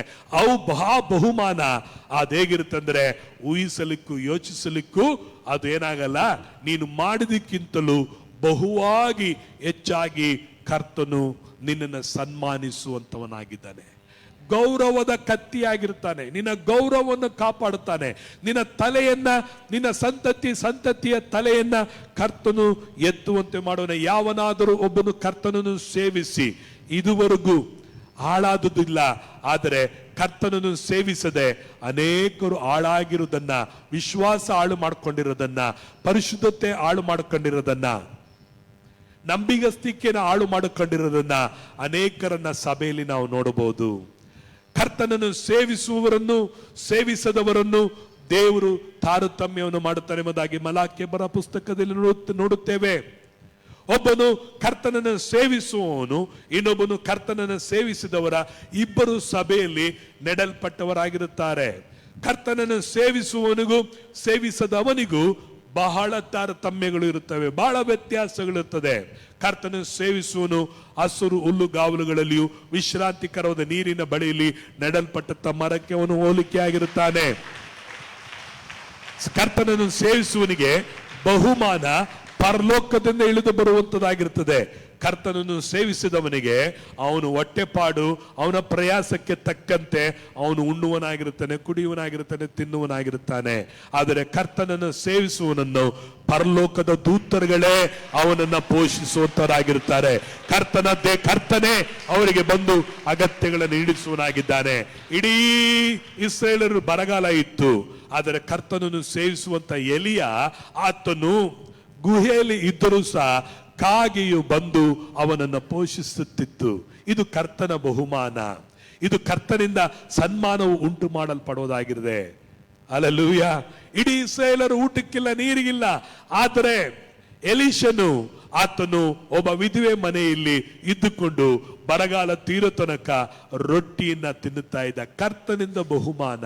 ನಾನು ಹೇಳ್ತೀನಿ, ನೀನು ಕರ್ತನನ್ನು ಸೇವಿಸುವುದಾದರೆ ನಿನ್ನ ಜೀವನದಲ್ಲಿ ಎಲ್ಲಾ ಸ್ಥಳಗಳಲ್ಲಿ ಕರ್ತನು ನಿನಗೆ ಬಹುಮಾನವನ್ನು ಕೊಡುವವನಾಗಿದ್ದಾನೆ. ಮೂರನೇದಾಗಿ ನಾವು ನೋಡುತ್ತೇವೆ, ನಮಗೆ ಕೊಡಲ್ಪಟ್ಟ ನಾಮಧೇಯ. ಅದರಲ್ಲಿ 1 ಕೊರಿಂಥದವರಿಗೆ 3ನೇ ಅಧ್ಯಾಯ 9ನೇ ವಚನವನ್ನ ತೆಗೆದುಕೊಳ್ಳೋಣ. 1 ಕೊರಿಂಥದವರಿಗೆ 3ನೇ ಅಧ್ಯಾಯ 9ನೇ ವಚನ. 1 ಕೊರಿಂಥ್ಯ 3ನೇ ಅಧ್ಯಾಯ 9ನೇ ವಚನ. ನಾವು ದೇವರ ಜೊತೆ ಕೆಲಸದವರು, ನೀವು ದೇವರ ಹೊಲ್ಲವು, ದೇವರ ಕಟ್ಟಡವೂ ಆಗಿದ್ದೀರಿ. Praise God. ಇಲ್ಲಿ ನಾವು ನೋಡುತ್ತೇವೆ, ನಾವು ಎಲ್ಲ ಹೇಳ್ರಿ, ನಾವು ಏನಾಗಿದ್ದೀವಿ ಅಂದ್ರೆ ದೇವರ ಜೊತೆಯ ಕೆಲಸದ. ಮೂರನೇದಾಗಿ ನಾವು ನೋಡ್ತಾ ಇದ್ದೀವಿ, ನಾವೆಲ್ಲರೂ ದೇವರ ಜೊತೆಯ ಕೆಲಸ. ಎಲ್ಲರೂ ರಿಪೀಟ್ ಆಗಿ ಹೇಳ್ರಿ, ಎಲ್ಲ ರಿಪೀಟ್ ಮಾಡ್ರಿ. Very good. ಇನ್ನೊಂದ್ಸರಿ, ನಾವು ದೇವರ ಜೊತೆ ಕೆಲಸದವರು. ಆಮೇಲೆ ಮೂರನೇದಾಗಿ ನಮಗೆ ಕೊಡಲ್ಪಟ್ಟದ ನಾಮ, ಬಿರುದು ಏನು ಗೊತ್ತರ? ಜೊತೆಯ ಕೆಲಸದವರು. ಯಾರ ಜೊತೆ ಕೆಲಸದವರು? ಕ್ರಿಸ್ತನ ಜೊತೆಯ ಕೆಲಸದವರು ಎಂಬುದಾಗಿ ಫಸ್ಟ್ ನೋಡಿದ್ವಿ, ಆಳು ಎಂಬುದಾಗಿ. ಎರಡನೇದಾಗಿ ನೋಡಿದ್ವಿ, ಸೇವಕ ಎಂಬುದಾಗಿ ನೋಡಿದ್ವಿ. ಮೂರನೇದಾಗಿ ನಾವು ನೋಡಿದ್ವಿ, ಕೆಲಸಗಾರ, ದ ವರ್ಕರ್ಸ್. ನಮ್ಮನ್ನ ದೇವರು ಯಾರ ಕೆಲಸಗಾರರಾಗಿ ಆರಿಸ್ಕೊಂಡಿದ್ದಾನೆ? ಆತನ ಕೆಲಸಗಾರರಾಗಿ. ಇಸ್ರಾಯೇಲರು ಐಗುಪ್ತ ದೇಶದಲ್ಲಿದ್ದಾಗ ಅವರು ಯಾರ ಕೆಲಸಗಾರರಾಗಿದ್ದು? ಯಾರ ಕೆಲಸಗಾರರಾಗಿದ್ರು? Very good. ಯಾರ ಕೆಲಸಗಾರರಾಗಿದ್ರು? ಫರೋಹನನು. ಎಲ್ಲರೂ ಹೇಳ್ರಿ, ಎಲ್ಲರೂ ಜೋರಾಗಿ ಹೇಳ್ರಿ. ಯಾರ ಕೆಲಸಗಾರರಾಗಿದ್ರು? ಫರೋಹನನ ಕೆಲಸಗಾರರಾಗಿದ್ರು. ಆ ಫರೋಹನನು ಅವರನ್ನ ಬಿಟ್ಟಿ ಕೆಲಸಗಾರನಾಗಿ ಇಟ್ಕೊಂಡಿದ್ದ. ಕೂಲಿ ಇಲ್ಲ, ಊಟ ಇಲ್ಲ. ಅವರು ಇಟ್ಟಿಗೆ ಮಾಡಬೇಕಾದ್ರೆ ಹುಲ್ಲುಗಳು ಬೇಕು, ಮಣ್ಣು ಬೇಕು. ಮಣ್ಣು ಇಟ್ಟಿಗೆಗಳನ್ನ ಸಪ್ಲೈ ಮಾಡ್ತಿರ್ಲಿಲ್ಲ. ಇವರೇ ಏನ್ ಮಾಡಬೇಕಾಗಿತ್ತು? ಮಣ್ಣು ತೋಡ್ಕೊಂಡ್ ಬರಬೇಕಾಗಿತ್ತು, ಹುಲ್ಲು ಕಿತ್ಕೊಂಡ್ ಬರಬೇಕಾಗಿತ್ತು, ಅವುಗಳನ್ನು ಹಾಕಿ ತುಳಿಬೇಕಾಗಿತ್ತು, ಇಟ್ಟಿಗೆಗಳನ್ನು ಮಾಡಬೇಕಾಗಿತ್ತು. ಇಷ್ಟೆಲ್ಲ ಮಾಡಿದ್ರು ಸಹ ಕೆಲಸವನ್ನ ಇನ್ನೂ ಹೆಚ್ಚುವಂತೆ ಮಾಡಿ ಅವರನ್ನ ಒಡೆಯುತ್ತಿದ್ದ. ಕರುಣೆ, ದಯೆ, ಕಟಾಕ್ಷ, ಪ್ರೀತಿ, ಸಂಬಳ, ಬಹುಮಾನ, ಪ್ರತಿಫಲ, ಕೂಲಿ ಇವುಗಳು ಇಲ್ಲದಂತೆ ಮಾಡಿಕೊಳ್ಳುತ್ತಿದ್ದ. ಅದಕ್ಕೆ ಕಳ್ಳನು ಕದ್ದುಕೊಳ್ಳುವುದಕ್ಕೂ ಕೊಯ್ಯುವುದಕ್ಕೂ ಹಾಳು ಮಾಡಲಿಕ್ಕೆ ಬರುತ್ತಾನೆ. ಪ್ರಿಯರೇ, ಇವತ್ತು ನಮ್ಮನ್ನ ದೇವರು ಫರೋಹನನಾಗಿರುವ ಸೈತಾನನ ಕೆಲಸಗಾರರಾಗಿದ್ದ ನಮ್ಮನ್ನ ಇವತ್ತು ಯಜಮಾನನು ಒಳ್ಳೆಯ ಕನಿಕರ, ಪ್ರೀತಿ, ದಯೆ, ವಾತ್ಸಲ್ಯ, ಪ್ರೀತಿ ಸ್ವರೂಪಿಯಾಗಿರುವ ತಂದೆಯ ಕೆಲಸಗಾರನಾಗಿ ದೇವರು ನಮ್ಮನ್ನ ಮಾಡಿಕೊಂಡು. ಎಂತ ಕೆಲಸಗಾರ ಗೊತ್ತಾ? ನಾವು ಆಳುಗಳಂತೆ, ಸೇವಕರುಗಳಂತೆ ದುಡಿಯುವ ಕೆಲಸಗಾರರಲ್ಲ. ನಾವೆಲ್ಲರೂ ಎಂತ ಕೆಲಸಗಾರರು? ದೇವರ ಜೊತೆ ಕೆಲಸದವರು. ಅಂದ್ರೆ ನಮ್ಮ ಕರ್ತನ ಜೊತೆಯಾಗಿ ಸೇರಿ ಕೆಲಸವನ್ನ ಮಾಡುವರಾಗಿದ್ದೇವೆ. ಕರ್ತನ ಕೆಲಸದಲ್ಲಿ ನಾನು ಒಂಟಿಯಾಗಿ ಕಷ್ಟಪಡಲ್ಲ. ನಾನು ಯಾರೊಂದಿಗೆ ಕಷ್ಟಪಡ್ತೇನೆ ಅಂದ್ರೆ ಕ್ರಿಸ್ತನೊಂದಿಗೆ ಸೇರಿ ಕೆಲಸ ಮಾಡುವನಾಗಿದ್ದೇನೆ. ಇದು ಒಂಟಿ ಎತ್ತು ನೇಗಿಲಲ್ಲ, 2 ಎತ್ತಿನ ನೇಗಿಲಾಗಿದೆ. ಪ್ರೈಸ್ ಅಲ್ಲ. ಒಂದು ಕಡೆ ಕರ್ತನು ನೇಗಿಲನ್ನು ಹೊತ್ತುಕೊಂಡಿದ್ದಾನೆ, ಇನ್ನೊಂದು ಕಡೆ ನಾನು ನೇಗಿಲನ್ನು ಹೊತ್ತುವನಾಗಿದ್ದೇನೆ. ಮೊದಲು ನನ್ನ ಮೇಲಿದ್ದಂತ ನೊಗ ಅದು ಹೇಗಿತ್ತು ಅಂತ ನೋಡಬೇಕಾದ್ರೆ ಅದು ಭಾರವಾದಂತ ನೊಗ, ಕಷ್ಟಪಡುವಂತ ಹೊರೆ. ಆದರೆ ಯೇಸು ಸ್ವಾಮಿ ಹೇಳಿದ್ರು, ಕಷ್ಟಪಡುವವರೇ ಹೊರೆ ಹೊತ್ತುವವರೇ ನೀವೆಲ್ಲರೂ ನನ್ನ ಬಳಿಗೆ ಬನ್ರಿ, ನಾನು ನಿಮಗೆ ವಿಶ್ರಾಂತಿ ಕೊಡುತ್ತೇನೆ. ನನ್ನ ಹೊರೆಯು ಅಥವಾ ನನ್ನ ನೊಗವು ಹಗುರವಾದದ್ದು, ಅದು ಮೃದುವಾದದ್ದು. ನನ್ನ ನೊಗವು ಹಗುರವಾದದ್ದು, ಮೃದುವಾದದ್ದು. ಪ್ರೇರೆ, ಇವತ್ತು ಕರ್ತನ ಜೊತೆಯಾಗಿ ನಾವು ಕೆಲಸ ಮಾಡಲಿಕ್ಕೆ ಬಂದಿದ್ದೇವೆ. ಎಂತ ಆಪರ್ಚುನಿಟಿ, ಎಂತ ಒಂದು ಭಾಗ್ಯ ನಮಗೆ ಕೊಡಲ್ಪಟ್ಟಿದೆ. ನಾವು ಒಂಟಿಗರಾಗ ಇಲ್ಲ, ನಾವು ಕೂಲಿ ಇಲ್ಲದವರಾಗಿಲ್ಲ, ಬಹುಮಾನ ಇಲ್ಲದವರಾಗಿಲ್ಲ, ಪ್ರತಿಫಲ ಸಿಗದಂತವರಾಗಿಲ್ಲ. ನಮಗೆ ಪ್ರತಿಫಲಗಳು, ಬಹುಮಾನಗಳನ್ನ ಏರಾಳವಾಗಿ ದೇವರು ನಮಗೆ ಇಟ್ಟಿದ್ದಾನೆ. ಅದಕ್ಕೆ ಪ್ರಿಯ ದೇವಜನರೇ, ನಿಮಗೆ ದೇವರು ಒಂದು ದೊಡ್ಡ ತೆರೆದಂತ ಆಹ್ವಾನವನ್ನ ಕೊಟ್ಟಿದ್ದೇನೆ. ಬನ್ನಿ, ನನ್ನ ದ್ರಾಕ್ಷಿಯ ತೋಟದಲ್ಲಿ ಕೆಲಸ ಮಾಡ್ರಿ. ಬನ್ನಿ, ನನ್ನ ಸಭೆಯಲ್ಲಿ ನಿಮಗೆ ಕೆಲಸ ಇದೆ. ಇದು ಎಂತ ಕೆಲಸ? ಪ್ರತಿಫಲ ಸಿಗುವ ಕೆಲಸ, ಬಹುಮಾನ ಸಿಗುವ ಕೆಲಸ. ಇದು ನಿಮಗೆ ಕೂಲಿ ಸಿಗುವಂತ ಕೆಲಸ. ನೀವು ಅನೇಕ ವೇಳೆಗಳಲ್ಲಿ ವ್ಯರ್ಥವಾಗಿ ಇವತ್ತು ಅನೇಕ ವೇಳೆಗಳಲ್ಲಿ ನಾವು ದುಡಿತಾ ಇದ್ದೇವೆ, ಕಷ್ಟಪಡ್ತಿದ್ದೇವೆ. ನಾವು ಅನೇಕ ವೇಳೆಗಳಲ್ಲಿ ಬೇರು ಸುರಿಸುತ್ತಿದ್ದೇವೆ, ಅನೇಕ ವೇಳೆಗಳಲ್ಲಿ ಪ್ರಯಾಸ ಪಡ್ತಾ ಇದ್ದೇವೆ, ಚಂಚಲರಾಗಿದ್ದೇವೆ, ನಾವು ಗೊಂದಲಗಳಲ್ಲಿದ್ದೇವೆ, ಗಲಿಬಿಲಿಗಳಲ್ಲಿದ್ದೇವೆ, ಹೋರಾಟಗಳಲ್ಲಿದ್ದೇವೆ. ಯಾಕೆ ಗೊತ್ತಾ? ನಾವು ಇಹಲೋಕದ ಯಜಮಾನನಿಗೂ, ಹೊಟ್ಟೆ ಎಂಬ ಯಜಮಾನನಿಗೂ, ಕುಟುಂಬದಲ್ಲಿರುವ ಹೆಂಡತಿಗಾಗಿನೂ, ಮಕ್ಕಳಿಗಾಗಿನೂ, ಗಂಡನಿಗಾಗಿನೂ ಇವತ್ತು ಅನೇಕ ವೇಳೆಗಳಲ್ಲಿ ನಾವೇನ್ ಮಾಡ್ತಾ ಇದ್ದೀವಿ? ಪ್ರಯಾಸಗಳ ಮೇಲೆ ಪ್ರಯಾಸ, ಟೆನ್ಷನ್ ಮೇಲೆ ಟೆನ್ಷನ್. ಯಾರಾದ್ರೂ ಇವತ್ತು ನಾನು ಕೆಲಸ ಮಾಡಿ ನನ್ನ ಕೆಲಸದಲ್ಲಿ ನೆಮ್ಮದಿಯಾಗಿ ಇದ್ದೀನಿ ಅಂತೇಳಿ ಯಾರಾದ್ರೂ ಒಬ್ರು ಕೈ ಎತ್ತಿ ತೋರಿಸ್ಬಿಟ್ರೆ ಇವತ್ತೇ ಬೈಬಲ್ನ ಮುಚ್ಚಿಬಿಟ್ಟು ನಾನು ಆರಾಮಾಗಿ ಹೋಗ್ಬಿಡ್ಬೋದು. ಇಲ್ಲ, ಒಬ್ಬರಾದ್ರೂ ಹೇಳಕ್ಕಾಗಲ್ಲ, ನಾನು ಮಾಡೋ ಕೆಲಸದಲ್ಲಿ ನೆಮ್ಮದಿಯಾಗಿದ್ದೀನಿ ಪಾಸ್ಟ್ರೆ, ಖುಷಿಯಾಗಿದ್ದೀನಿ, ಟೆನ್ಷನ್ ಇಲ್ಲ, ಕಾಂಪಿಟೇಷನ್ ಇಲ್ಲ, ವಿರೋಧಗಳಿಲ್ಲ, ನನಗೆ ಲಾಭದ ಮೇಲೆ ಲಾಭನೇ, ನಾನು ಉದ್ಧಾರನೇ ಆಗ್ತಾನೆ. ಇಲ್ಲ, ಪ್ರತಿಯೊಂದು ದಿನ ಕೆಲಸಕ್ಕೆ ಹೋಗ್ಬೇಕಾದ್ರೆ ಸಂತೋಷವಾಗಿ ಹೋಗಕ್ಕಾಗ್ತಾ ಇಲ್ಲ. ಅಯ್ಯೋ, ಇವತ್ತು ಹೋಗ್ಬೇಕು, ಇವತ್ತು ಏನ್ ಕಷ್ಟ ಇದೆಯೋ, ಏನ್ ಪ್ರಯಾಸ ಇದೆಯೋ, ಏನ್ ಬೈತಾನೋ, ಏನಾಗುತ್ತೋ, ಕೆಲಸ ಇದೆಯೋ ಇಲ್ಲವೋ, ಲಾಭ ಉಂಟಾಗುತ್ತೋ ಇಲ್ಲೋ, ಏನ್ ನಷ್ಟ ಆಗುತ್ತೋ ಇಲ್ಲೋ, ಅಯ್ಯೋ ನಾನು ದುಡಿದಿದ್ದು ಸಾಲ್ತಾ ಇಲ್ಲ. ಇವತ್ತು ಅನೇಕರಿಗೆ ಕಾಯಿಲೆ, ನೋವು, ಸಮಸ್ಯೆಗಳು ಬಂದಿರೋದು ಏನೆಂದ್ರೆ ತಾವು ಮಾಡುವ ಕೆಲಸಗಳಿಂದಲೇ, ತಾವು ದುಡಿತಿರುವ ದುಡಿಮೆಯಿಂದ ಇವತ್ತು ಅನೇಕರು ಏನ್ ಮಾಡ್ತಾ ಇದ್ದಾರೆ? ನೆಮ್ಮದಿ ಇಲ್ಲ, ಆರೋಗ್ಯ ಇಲ್ಲ, ಟೆನ್ಷನ್, ಕುಟುಂಬದಲ್ಲಿ ಗಲಿಬಿಲಿ. ಯಾಕೆ? ಕೆಲಸದ ಒತ್ತಡಗಳ ಮೂಲಕವಾಗಿ. ಕೆಲಸದಲ್ಲೇನೋ ಒತ್ತಡ, ಆ ಒತ್ತಡವನ್ನು ಮನೆಯಲ್ಲಿ ಏರೋದು, ಮನೆಯಲ್ಲಿ ಕೆಲಸ, ಆ ಕೆಲಸದ ಮೂಲಕವಾಗಿ ಗಂಡನು ಬಂದಾಗ ಗಂಡನ ಮೇಲೆ, ಮಕ್ಕಳ ಮೇಲೆ ಆ ಒತ್ತಡವನ್ನ ಏರೋದು. ಪೀಸ್ ಇಲ್ಲ, ಜಾಯ್ ಇಲ್ಲ, ಸಂತೋಷ ಇಲ್ಲ, ಆನಂದ ಇಲ್ಲ, ಸಮಾಧಾನ ಇಲ್ಲ. ಯಾವುದರಿಂದ? ತಾವು ಮಾಡುತ್ತಿರುವ ಕೆಲಸದಿಂದ. ನಾನು ಹೇಳ್ತೀನಿ, ಕರ್ತನ ಜೊತೆ ಕೆಲಸದವರಾಗಿದ್ದರೆ ಈ ಕೆಲಸದಲ್ಲಿ ನಷ್ಟಗಳಿದ್ದರೂ ನೀವು ಲಾಭವನ್ನ ಹೊಂದುತ್ತಾ ಇರ್ತೀರಿ. ಈ ಕೆಲಸದಲ್ಲಿ ನಿಮಗೆ ದುಃಖಗಳಿದ್ದರೂ ಸಂತೋಷವನ್ನ ನೀವು ಕಾಣ್ತಾ ಇರ್ತೀರಿ. What A miracle! ಎಂತ ವಂಡರ್, ಎಂತ ಒಂದು ಆಶೀರ್ವಾದ ನೋಡ್ರಿ. ನಿಮಗೆ ಲಾಭ ಇದ್ರೂ ದುಃಖ ಇದೆ, ಸಂಬಳ ಕೂಲಿ ಇದ್ರೂ, ಕೆಲಸ ಮಾಡಿದ್ರು ದುಃಖ ಇದೆ, ಭಾರ ಇದೆ, ಟೆನ್ಷನ್ ಇದೆ, ಕಾಯಿಲೆ ಅದ್ರ ಜೊತೆಗಿದೆ, ನೆಮ್ಮದಿ ಹಾಳಾಗ್ತಾ ಇದೆ.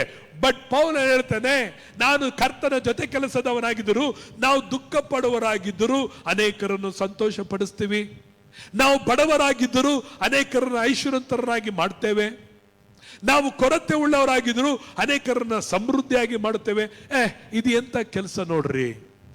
ಈ ಕೆಲಸದಲ್ಲಿ ನಿನಗೆ ಮಾತ್ರ ಅಲ್ಲ, ನಿನ್ನ ಸುತ್ತಲೂ ಇರುವವರು ಸಹ ಏನಾಗ್ತಾರೆ? ಸಂತೋಷವುಳ್ಳವರಾಗಿ. ಯೋಸೇಫನು ಕರ್ತನ ಜೊತೆ ಕೆಲಸದವನಾಗಿದ್ದ ನಿಮಿತ್ತವಾಗಿ ಅವನಿಗೆ ಅವಮಾನಗಳು, ಕೊರತೆಗಳು ಬಂದಾಗಲೂ ಸಹ, ಆದರೆ ಅವನ ಸುತ್ತಲೂ ಇರುವವರೆಲ್ಲರೂ, ಊರಿನವರೆಲ್ಲರೂ ಅವನಿಂದ ಆಶೀರ್ವಿಸಲ್ಪಟ್ಟರು. ಅವರ ಅಣ್ಣ ತಮ್ಮಂದರು ಆಶೀರ್ವಿಸಲ್ಪಟ್ಟರು. ನೀನು ಕರ್ತನ ಜೊತೆ ಕೆಲಸನಾಗಿದ್ರೆ ನೀನು ಮಾತ್ರ ಅಲ್ಲ, ನಿನ್ನ ಜೊತೆ ಇರುವವರು, ಪರಿವಾರದವರು, ನಿನ್ನ ಕುಟುಂಬ, ನಿನ್ನ ಬಂಧು ಬಳಗ, ನಿನ್ನ ಸ್ನೇಹಿತರು, ನಿನ್ನ ಊರು ಆಶೀರ್ವಿಸಲ್ಪಡ್ತದೆ. ಪ್ರೇರೆ, ಕರ್ತನ ಕೆಲಸವನ್ನು ಮಾಡಲಿಕ್ಕಾಗಿ 26 ವರ್ಷಗಳ ಹಿಂದೆ ಬಂದೆ. ಅನೇಕ ನೋವುಗಳು, ಅನೇಕ ಬಾಧೆಗಳು, ಅನೇಕ ಕಷ್ಟಗಳು ಇದ್ದರೂ ಸಹ ಇವತ್ತು ನನ್ನ ನಿಮಿತ್ತವಾಗಿ ಕರ್ತನು ಅನೇಕರಿಗೆ ಇವತ್ತು ಆಶೀರ್ವಾದ ಇಟ್ಟಿದ್ದಾನೆ. Praise the Lord. ಅನೇಕರು ಐಶ್ವರ್ಯವಂತರಾಗಿದ್ದಾರೆ, ಅನೇಕರು ಬಿಡುಗಡೆ ಆಗಿದ್ದಾರೆ, ಅನೇಕರು ಸ್ವಸ್ಥರಾಗಿದ್ದಾರೆ. ಈ ಪಟ್ಟಣಕ್ಕೆ ದೇವರು ಒಂದು ಆಶೀರ್ವಾದ ಉಳ್ಳವರಾಗಿ ನನ್ನನ್ನು ಇಟ್ಟಿದ್ದಾನೆ. ಕಾರಣ ಯಾಕೆಂದ್ರೆ ಇದು ನನ್ನ ಹೊಟ್ಟೆಪಾಡಿಗಾಗಿ ಕೆಲಸಕ್ಕಾಗಿ ಬಂದಿಲ್ಲ. ಇರುವಾತನು ಎಂಬ ಆತನು ನನ್ನನ್ನ ಹೋಗು ಕಳಿಸಲ್ಪಟ್ಟದರಿಂದ ನಾನು ಈ ಸ್ಥಳಕ್ಕೆ ಬಂದನಾಗಿದ್ದೇನೆ. ಬೆಳೆಯು ಬಹಳ, ಕೆಲಸದವರು ಕಡಿಮೆ ಎಂಬುದಾಗಿ ನಾನು ಸೇವೆಯ ಆರಂಭದಲ್ಲಿ ಬರಕ್ಕಿಂತ ಮುಂಚೆ ಈ ವಾಕ್ಯವನ್ನಿಟ್ಟು ದೇವರು ನನಗೆ ಕರೆದರು. ಬೆಳೆಯು ಬಹಳ, ಕೆಲಸದವರು ಕಡಿಮೆ ಬಾ ಎಂಬುದಾಗಿ. Price the lord. ಕೆಲಸದವನು ಪ್ರೇರೆ, ನಾನು ಒಂಟಿಯಾಗಿ ಕೆಲಸ ಮಾಡ್ತಾ ಇಲ್ಲ, ನಾನು ಯಾರ ಜೊತೆ ಸೇರಿ ಕೆಲಸ ಮಾಡ್ತಾ ಇದ್ದೀನಿ? ನನ್ನ ಯಜಮಾನನೊಟ್ಟಿಗೆ, ನನ್ನ ತಂದೆಯೊಟ್ಟಿಗೆ, ನನ್ನ ಕರ್ತನೊಟ್ಟಿಗೆ, ನನ್ನನ್ನು ಕರೆದಂತ ದೇವರೊಟ್ಟಿಗೆ ಇಲ್ಲಿ ನಾನು ಕೆಲಸ ಮಾಡ್ತಿದ್ರಿಂದ ನನ್ನ ಕೆಲಸಕ್ಕೆ ತಕ್ಕಂತ, ಪ್ರಯಾಸಕ್ಕೆ ತಕ್ಕಂತ ಕೂಲಿಯನ್ನ, ಪ್ರತಿಫಲವನ್ನ, ಬಹುಮಾನವಾಗಿ ದೇವರು ಇಷ್ಟು ಜನರನ್ನ ಆತ ನನಗೆ ಕೊಟ್ಟವನಾಗಿದ್ದೇನೆ. ಸೇವೆಯನ್ನ ಆತನು ಕೊಟ್ಟವನಾಗಿದ್ದೇನೆ. ಇದರಲ್ಲಿ ನಾನು ಹೆಚ್ಚಳ ಪಡಲಿಕ್ಕೇನಿಲ್ಲ, ಇದರಲ್ಲಿ ಹೆಮ್ಮೆ ಪಡಲಿಕ್ಕೇನಿಲ್ಲ, ಇದರಲ್ಲಿ ನಾನು ಕೊಚ್ಚಿಕೊಳ್ಳಲಿಕ್ಕೇನಿಲ್ಲ. ಯಾಕೆಂದ್ರೆ ನನ್ನ ಕೆಲಸವನ್ನು ನಾನು ಮಾಡ್ತಾ ಇಲ್ಲ. ನಾನು ಯಾರ ಜೊತೆ ಸೇರಿ ಕೆಲಸ ಮಾಡ್ತಾ ಇದ್ದೀನಿ? ದೇವರ ಜೊತೆ ಸೇರಿ. ನಾನು ಯಾರ ಜೊತೆಗಾರ? ದೇವರ ಜೊತೆಗಾರನಾಗಿದ್ದೇನೆ. ನಾನು ಇವತ್ತು ದೇವರಿಗೆ ಒಬ್ಬ ಹೆಲ್ಪರ್ ಆಗಿದ್ದೇನೆ.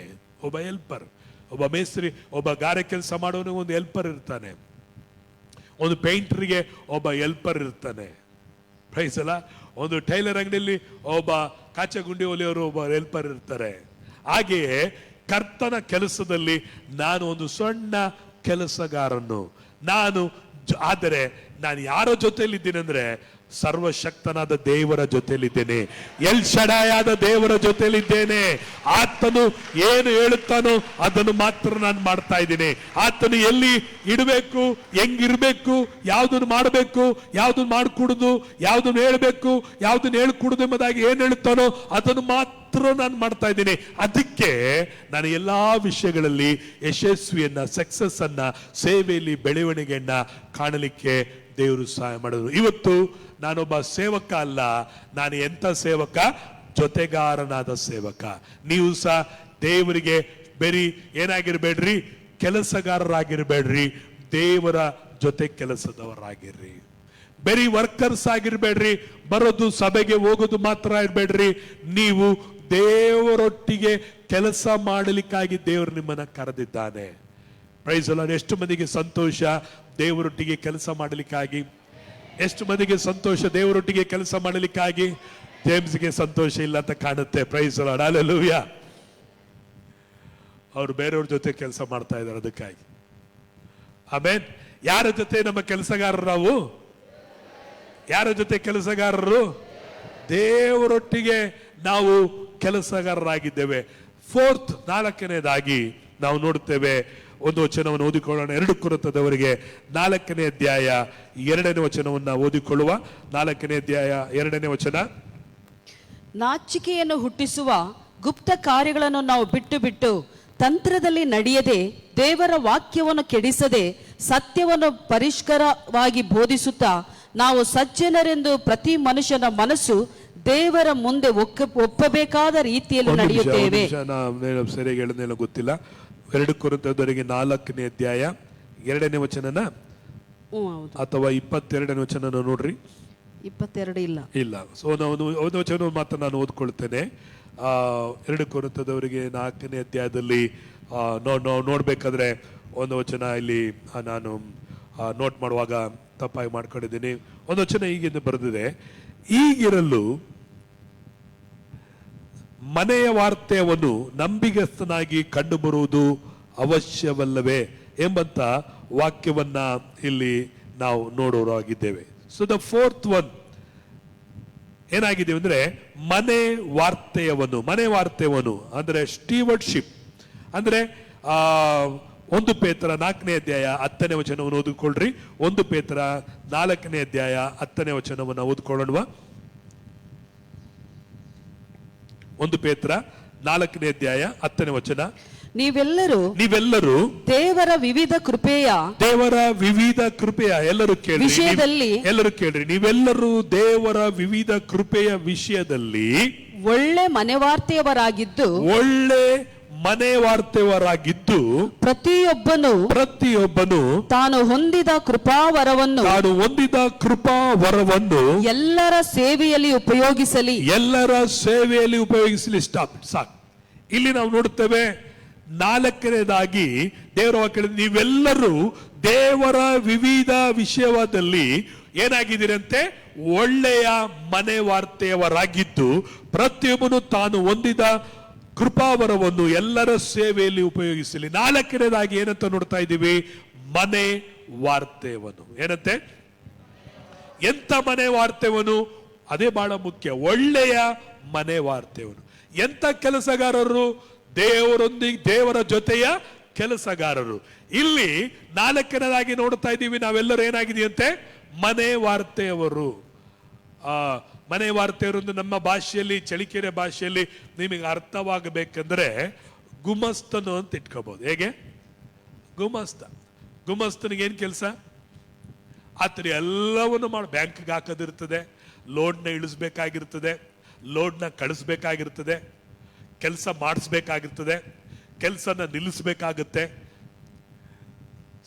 ಆ ಪ್ರಾಡಕ್ಟ್ನ ಜಾಸ್ತಿ ಮಾಡಿಸ್ಬೇಕಾಗುತ್ತೆ, ಕೆಲವು ಸಮಯದಲ್ಲಿ ಎಲ್ಲವನ್ನ ಕೆಲಸಗಳನ್ನ ಹಂಚಿಕೊಡಬೇಕಾಗುತ್ತೆ. ಇವುಗಳೆಲ್ಲವೂ ಒಬ್ಬ ಗುಮಸ್ತನ ಕೆಲಸವ. ಅವನು ಒಬ್ಬ ಆಳುಗಿಂತಲೂ, ಒಬ್ಬ ಕೂಲಿಯವನಿಗಿಂತಲೂ, ಒಬ್ಬ ಸೇವಕನಿಗಿಂತಲೂ, ಕೆಲಸಗಾರನಿಗಿಂತಲೂ ಮನೆ ವಾರ್ತೆಯವನು ಏನಾಗಿರ್ತಾನೆ? ಈ ಆಲ್ರೌಂಡ್ ಎಲ್ಲಾ ವಿಷಯಗಳಲ್ಲಿ ಭಾಗಿಯಾಗಿರ್ತಾನೆ. ಕೆಲವು ಸಮಯದಲ್ಲಿ ಆಳು ಬರಲಿಲ್ಲ ಅಂದ್ರೆ, ಸೇವಕ ಬರಲಿಲ್ಲ ಅಂದ್ರೆ, ಕೆಲಸದವನು ಬರಲಿಲ್ಲ ಅಂದ್ರೆ ಅವನೇ ಕಸ ಹೊಡಿಬೇಕಾಗಿರ್ತದೆ. ಅದೇ ಸಮಯದಲ್ಲಿ ಕೆಲಸಗಾರನಿಗೆ ಸಂಬಳವನ್ನ ಎಣಿಸ್ಕೊಡ್ಬೇಕಾಗಿರ್ತದೆ.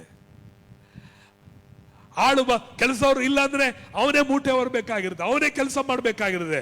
ಬಟ್ ಈತನು ಏನಾಗಿರ್ತಾನೆ?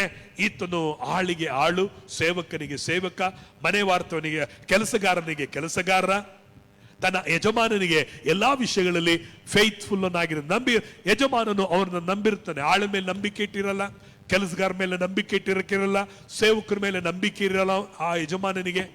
ಆದ್ರೆ ಯಾರಿಗೆ ನಂಬಿಕೆ ಇರುತ್ತಂದ್ರೆ ಆ ಮನೆ ವಾರ್ತೆಯವನ ಮೇಲೆ ಏನಿರುತ್ತೆ? ಗುಮಸ್ತನ ಮೇಲೆ ಅವನಿಗೆ ಏನಾದರೂ ದುಡ್ಡು ಕೊಟ್ಟು ಅವನು ಬ್ಯಾಂಕ್ ಹಾಕ್ಸ್ಬೇಕಾದ್ರೆ ಆಳುಗಳನ್ನ ಕರೆದು ಕೆಲಸಕ್ಕೆ ಆ ದುಡ್ಡನ್ನ ಕಳಿಸಲ್ಲ. ಒಬ್ಬ ಸೇವಕನ ಕರೆದ್ಬಿಟ್ಟು ಹೋಗಪ್ಪ ದುಡ್ಡು ಹಾಕಿ ಬಂದ ಕಳಿಸಲ್ಲ. ಕೆಲಸಗಾರನ ತನ್ನ ಜೊತೆಲಿ ಕೆಲಸ ಮಾಡೋನಿಗೂ ಸಹ ಏನ್ ಮಾಡಲ್ಲ, ಒಬ್ಬ ಡ್ರೈವರ್ಗೂ ಸಹ ಅವ್ನು ಏನ್ ಮಾಡಲ್ಲ, ಅವನು ಕೆಲಸ ಮಾಡೋ ತನ್ನ ಜೊತೆಯಲ್ಲಿ ಒಬ್ಬ ಡ್ರೈವರ್ ಇರ್ತಾನೆ ಅಂದ್ರೆ ಅವನಿಗೂ ಏನ್ ಮಾಡಲ್ಲ, ಅವನು ದುಡ್ಡು ಕೊಟ್ಟು ಲೋಕ್ಷನ 1 ಕೋಟಿನ ಹೋಗಿ ಹಾಕ್ಬಾ ಅಂತ ಹೇಳಲ್ಲ. ಬಟ್ ಮನೆ ವಾರ್ತೆವನಿಗೆ, ಆ ಗುಮಸ್ತನ ಕೈಲಿ ಲಕ್ಷ ಕೋಟಿ ಆದರೂ ಸಹ ಏನ್ ಮಾಡ್ತಾನೆ? ಅವನು ಟರ್ನ್ ಓವರ್ ಮಾಡ್ತಾ ಇರ್ತಾನೆ. ಆಳುಗಿಂತಲೂ, ಸೇವಕನಿಗಿಂತಲೂ, ಕೆಲಸಗಾರನಿಗಿಂತಲೂ ಈ ಮನೆ ವಾರ್ತೆಯವರು ಏನಾಗಿದ್ದಾನೆ? ಶ್ರೇಷ್ಠನಾಗಿರ್ತಾನೆ.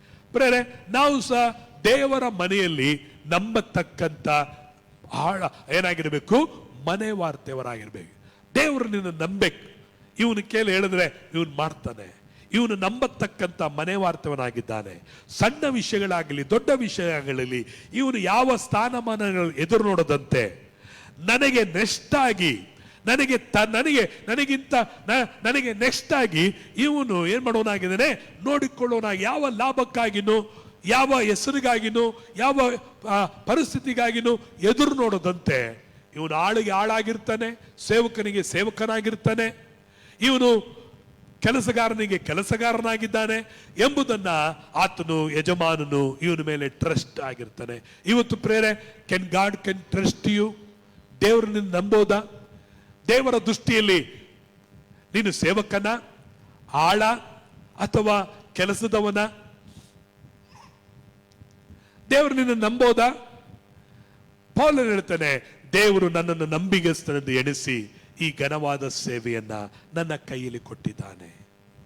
ದೇವರು ನಿನ್ನನ್ನು ನಂಬಿ ಏನಾದರೂ ಕೊಡಕ್ ಸಾಧ್ಯನಾ? Can you give, God can give any responsibility to you? ದೇವ್ರು ನಿನಗೆ ಏನಾದರೂ ನಂಬಿ ಜವಾಬ್ದಾರಿಯನ್ನ ಕೊಡಕ್ ಸಾಧ್ಯನಾ?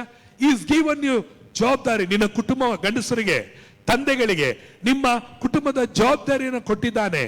ಹೆಣ್ಣು ಮಕ್ಕಳಿಗೆ ನಿಮ್ಮ ಮಕ್ಕಳನ್ನು ಬೆಳೆಸುವ ಜವಾಬ್ದಾರಿಯನ್ನು ಕೊಟ್ಟಿದ್ದಾನೆ. ನೀವು ಮನೆ ವಾರ್ತವರಾಗಿ ಕರ್ತನಿಗೆಂದು ನಿಮ್ಮ ಕುಟುಂಬವನ್ನ, ನಿಮ್ಮ ಮಕ್ಕಳನ್ನ ನಡೆಸ್ತಾ ಇದ್ದೀರಾ? ಯೋಚನೆ ಮಾಡಿ ನೋಡ್ರಿ ತಂದೆಗಳೇ, ನೀವು ಒಳ್ಳೆಯ ಮನೆ ವಾರ್ತವರಾಗಿದ್ದು ನಿಮ್ಮ ಹೆಂಡತಿಯನ್ನ, ನಿಮ್ಮ ಮಕ್ಕಳನ್ನ, ಕುಟುಂಬವನ್ನ ಭಕ್ತಿಯಲ್ಲಿ, ಮಾರ್ಗದಲ್ಲಿ, ಬೈಬಲ್ ಓದಿಸೋದಲ್ಲಿ, ಪ್ರಾರ್ಥನೆ ಮಾಡೋದಲ್ಲಿ ಇರಿಸ್ತೀಯಾ? ನೀನು ಒಳ್ಳೆಯ ಮನೆ ವಾರ್ತೇವನು. ನೀನೇ 7 ಗಂಟೆಗೆ 8 ಗಂಟೆಗೆ ಎದ್ರೆ ನಿನ್ನ ಮಕ್ಕಳು ಇನ್ನೆಷ್ಟು ಗಂಟೆ ಎದ್ದೇಳ್ಬೇಕು? ನೀನೇ ಪ್ರಾರ್ಥನೆ ಮಾಡದಿದ್ದರೆ ನಿನ್ನ ಕುಟುಂಬ ಎಲ್ಲಿ ಪ್ರಾರ್ಥನೆ ಮಾಡಬೇಕು?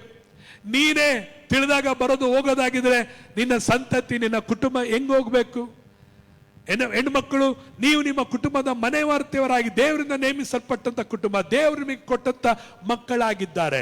ನಿಮ್ಮ ಮಕ್ಕಳನ್ನ ಹೇಗೆ ನೀವು ನೋಡ್ಕೊಳ್ತಾ ಇದ್ದೀರಿ? ಹೊತ್ತಿಗೆ ಅವರನ್ನ ವಾಕ್ಯದಲ್ಲಿ, ಪ್ರಾರ್ಥನೆಯಲ್ಲಿ ಬೆಳೆಸ್ತಾ ಇದ್ದೀರಾ? ಹೇಗೆ ನಡೆಸ್ಕೊಳ್ತಾ ಇದ್ದೀರಿ? ನಿಮ್ಮ ಜವಾಬ್ದಾರಿ ಕೊಳ್ಳಲ್ಪಟ್ಟ ಜವಾಬ್ದಾರಿಯಲ್ಲಿ ನೀವು ಹೇಗಾಗಿದ್ದೀರಿ? ನೀವು ತಂದೆಗಳು, ಬಟ್ ನಿಮ್ಮ ಮನೆಗೆ ನೀವು ಬಾಸ್ ಅಲ್ಲ. ನೀವೆಲ್ಲವನ್ನು ಮಾಡ್ತೀರಿ. ತಂದೆ ಆದವರು ಕೊತ್ತಂಬರಿ ಸೊಪ್ಪು ತರಬೇಕಾಗುತ್ತೆ, ಕೆಲವು ಸಮಯದಲ್ಲಿ ಕಸವನ್ನು ಹೊಡಿಬೇಕಾಗುತ್ತೆ, ಕೆಲಸದಲ್ಲಿ ಮುಸುರಿನೂ ತುಕ್ಕಬೇಕಾಗುತ್ತೆ. ಯಾಕಂದ್ರೆ ಮನೆ ವಾರ್ತೇವನು. ತಂದೆ ಯಾವುದಂದ್ರೆ ಜವಾಬ್ದಾರಿ ಅದಾಗಿರುತ್ತದೆ. ನಿನಗೆ ಸ್ಥಾನ ಮಾನ ಎಂಬುದು ಬೇಕಾಗಿಲ್ಲ. ಮನೆಯಲ್ಲಿರುವ ಒಡತಿಯನ್ನು ಹಾಗೇನೆ. ನೀವು ಮನೆಗೆ ರಾಣಿ ಅಲ್ಲ, ನಿಮ್ಮ ಮನೆಗೆ ನೀವು ಮನೆ ವಾರ್ತೇವರು. ಎಲ್ಲವನ್ನ ನೋಡ್ಕೊಳ್ಬೇಕಾಗಿರ್ತದೆ. ನೀನು ಹೇಳಿದೆ ರಾಣಿ ತರ ನೋಡ್ಕೊಳ್ತೀನಿ ಅಂತೇಳಿ, ನೀನು ರಾಜನ್ ತರ ಇಟ್ಕೊಳ್ತೀನಿ ಹೇಳಿದೆ, ಎಲ್ಲಿ? ಪ್ರೈಸ್ ಇಲ್ಲ. ನೀವು ರಾಜರಲ್ಲ, ರಾಣಿಯರಲ್ಲ, ನೀವು ಏನಾಗಿದ್ದೀರಿ? ಮನೆ ವಾರ್ತೇವರಾಗಿದ್ದೀರಿ. ಕೆಲವು ಹೇಳ್ತಾರೆ ನೋಡ, ಮದುವೆ ಆಗುವಾಗ ನೀನು ರಾಣಿ ತರ ಇಟ್ಕೊಳ್ತೀನಿ ಕಣೆ. ಹುಡುಗಿಗಳು, ನಾನು ನಿನ್ನ ರಾಜನ್ ತರ ನೋಡ್ಕೊಳ್ತೀನಿ ರೀ. Praise God. ಆಮೇಲೆ ನೋಡ್ಬೇಕು, ಎಲ್ಲ ಓಟಾಗ ಹೇಳೋದು ಆಗಾಗ ರಾಣಿ ತರ ನೋಡ್ಕೊಳ್ತೀನಿ. ರಾಜ ಇಲ್ಲ ಪ್ರೇರೆ, ನೀವು ಕುಟುಂಬದಲ್ಲಿ ರಾಜನೂ ಅಲ್ಲ, ನೀನು ರಾಣಿನೂ ಅಲ್ಲ. ನೀನು ಯಾರಾಗಿದ್ಯಾ? ಮನೆ ವಾರ್ತೆ. ಸಭೆಯಲ್ಲಿ ನಿನಗೆ ಕೊಡಲ್ಪಟ್ಟಂತ ಜವಾಬ್ದಾರಿ, ಸಣ್ಣ ವಿಷಯಗಳಲ್ಲಿ ನೀನು ನಂಬಿಗಸ್ತರಾಗಿದ್ರೆ ದೇವರು ಅನೇಕ ವಿಷಯಗಳಲ್ಲಿ ನೀನು ಏನು ಮಾಡಿರ್ತಾನೆ? ಯಜಮಾನನಾಗಿ ದೇವರನ್ನು ನೀಡುತ್ತಾನೆ. Praise God, hallelujah, amen. The fifth one, time ಸಮಯದ ಕಾರಣ ಹೋಗ್ತಾ ಇದ್ದೀನಿ. 5ನೇದಾಗಿ ನಾವು ನೋಡ್ತೇವೆ, ಆ ದೇವರ ವಚನವನ್ನು ಓದಿಕೊಳ್ಳೋಣ. ಅಪೊಸ್ತಲರ ಕೃತ್ಯಗಳು 20ನೇ ಅಧ್ಯಾಯ 28ನೇ ವಚನವನ್ನು ಓದ್ಕೊಳ್ರಿ. ಅಪೊಸ್ತಲರ ಕೃತ್ಯಗಳು 20ನೇ ಅಧ್ಯಾಯ 28ನೇ ವಚನ ಸಿಗ್ತಾ? ದೇವರು ಸ್ವರಕ್ತದಿಂದ ಸಂಪಾದಿಸಿಕೊಂಡ ಸಭೆಯನ್ನು ಪರಿಪಾಲಿಸುವುದಕ್ಕಾಗಿ ಪವಿತ್ರಾತ್ಮನು ನಿಮ್ಮನ್ನೇ ಆ ಹಿಂಡಿನಲ್ಲಿ ಅಧ್ಯಕ್ಷರನ್ನಾಗಿ ಇಟ್ಟಿರುವುದರಿಂದ ನಿಮ್ಮ ವಿಷಯದಲ್ಲಿಯೂ ಎಲ್ಲಾ ಹಿಂಡಿನ ವಿಷಯದಲ್ಲಿಯೂ ಎಚ್ಚರಿಕೆಯಾಗಿರಿ. ಕ್ರಿಸ್ತನಲ್ಲಿ ನಿಮ್ಮ ಗುರುತು ಏನು? ಆಳು, ಸೇವಕನ, ಒಳ್ಳೆ ಕೆಲಸದವರ, ಮನೆ ವಾರ್ತೆಯವರ, ಅಥವಾ ನೀವು ಅಧ್ಯಕ್ಷರು? ಬೈಬಲ್ ಹೇಳ್ತದೆ ಸಭೆಗೆ ದೇವರು ನಿಮ್ಮನ್ನ ಏನಾಗಿಟ್ಟಿದ್ದಾನೆ? ಇಲ್ಲಿ ಆಳಲ್ಲ, ಸಭೆಯಲ್ಲಿ ಸೇವಕನು ಅಲ್ಲ, ಮನೆ ಕೆಲಸದವನು ಅಲ್ಲ, ಮನೆ ವಾರ್ತೆಯವನು ಅಲ್ಲ. ನೀನೇನಾಗಿದ್ದೀಯ ಇವಾಗ? ಅಧ್ಯಕ್ಷ. ಅಧ್ಯಕ್ಷ ಅಂದ್ರೆ ಏನು? ಓವರ್ಸಿಯರ್, ಎಲ್ಲ ನೋಡಿಕೊಳ್ಳುವ ಆತನು, ನಡೆಸಿಕೊಳ್ಳುವ ಆತನು. ಬೈಬಲ್ ಕಾಲಕ್ಕೆ ನೀವು ಬೋಧಕರಾಗಿರಬೇಕಾದ ನೀವು ಇನ್ನು ಏನಾಗಿದ್ದೀರಿ? ಹಾಲು ಕುಡಿಯುವ ಕೂಸುಗಳಾಗೇ ಇದ್ದೀರಿ.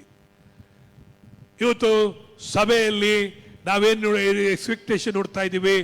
ನನ್ನನ್ನ ಯಾರಾದರೂ ಕೇಳ್ತಾರ, ಬರ್ತಾರ?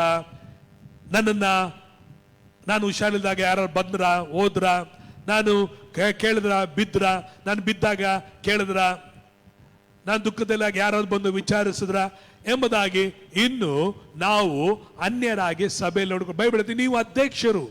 ಒಬ್ಬ ಊರಿನ ಅಧ್ಯಕ್ಷ, ಒಬ್ಬ ಹಳ್ಳಿಯ ಅಧ್ಯಕ್ಷ, ಒಂದು ಸಂಸ್ಥೆಯ ಅಧ್ಯಕ್ಷ, ಅವನು ಎಲ್ಲವನ್ನ ಕಾರ್ಯನಿರ್ವಹಿಸುವಂತವನಾಗಿದ್ದಾನೆ, ರೆಸ್ಪಾನ್ಸಿಬಿಲಿಟಿ ಉಳ್ಳವನಾಗಿದ್ದಾನೆ. ಇವತ್ತು ಸಭೆಗೆ ದೇವರು ನಮ್ಮನ್ನ ಏನಾಗಿಟ್ಟಿದ್ದಾರೆ? ಅಧ್ಯಕ್ಷರಾಗಿ. ಒಬ್ಬೊಬ್ಬರನ್ನು ದೇವರೊಂದು ಅಧ್ಯಕ್ಷರಾಗಿಟ್ಟಿದ್ದಾರೆ. ಅಧ್ಯಕ್ಷನಾದವನು ನನಗೆ ಯಾರಾದರೂ ಸೇವೆ ಮಾಡ್ತಾರ, ನನ್ನನ್ನು ಯಾರಾದ್ರು ಬಂದು ನೋಡ್ತಾರ, ನನ್ನನ್ನು ಯಾರಾದರೂ ಬಂದು ವಿಚಾರಿಸ್ತಾರ? ಇವರು ಚರ್ಚಿಗೆ ಬರಲ್ಲ, ಆದ್ರೆ ಇವ್ರು ಚರ್ಚಿಗೆ ಬರೋದಿದ್ದನ್ನ ಯಾರಾದ್ರೂ ಕೇಳಿದ್ರ ನನಗೆ ಚರ್ಚಿಗೆ ಬಂದಿಲ್ಲ ಅಂತೇಳಿ? ನೀನ್ ಎಲ್ಲೋದೋ, ನೀನ್ ಎಲ್ಲಿ ಊರು ಸುತ್ತಕ್ಕೋದೋ, ನಿನಗೇನಾಗಿತ್ತೋ, ಚರ್ಚಿಗೆ ಯಾಕೆ ಬಂದಿಲ್ಲ ಅಂತ ನೀನ್ ಹೇಳಿಲ್ಲ.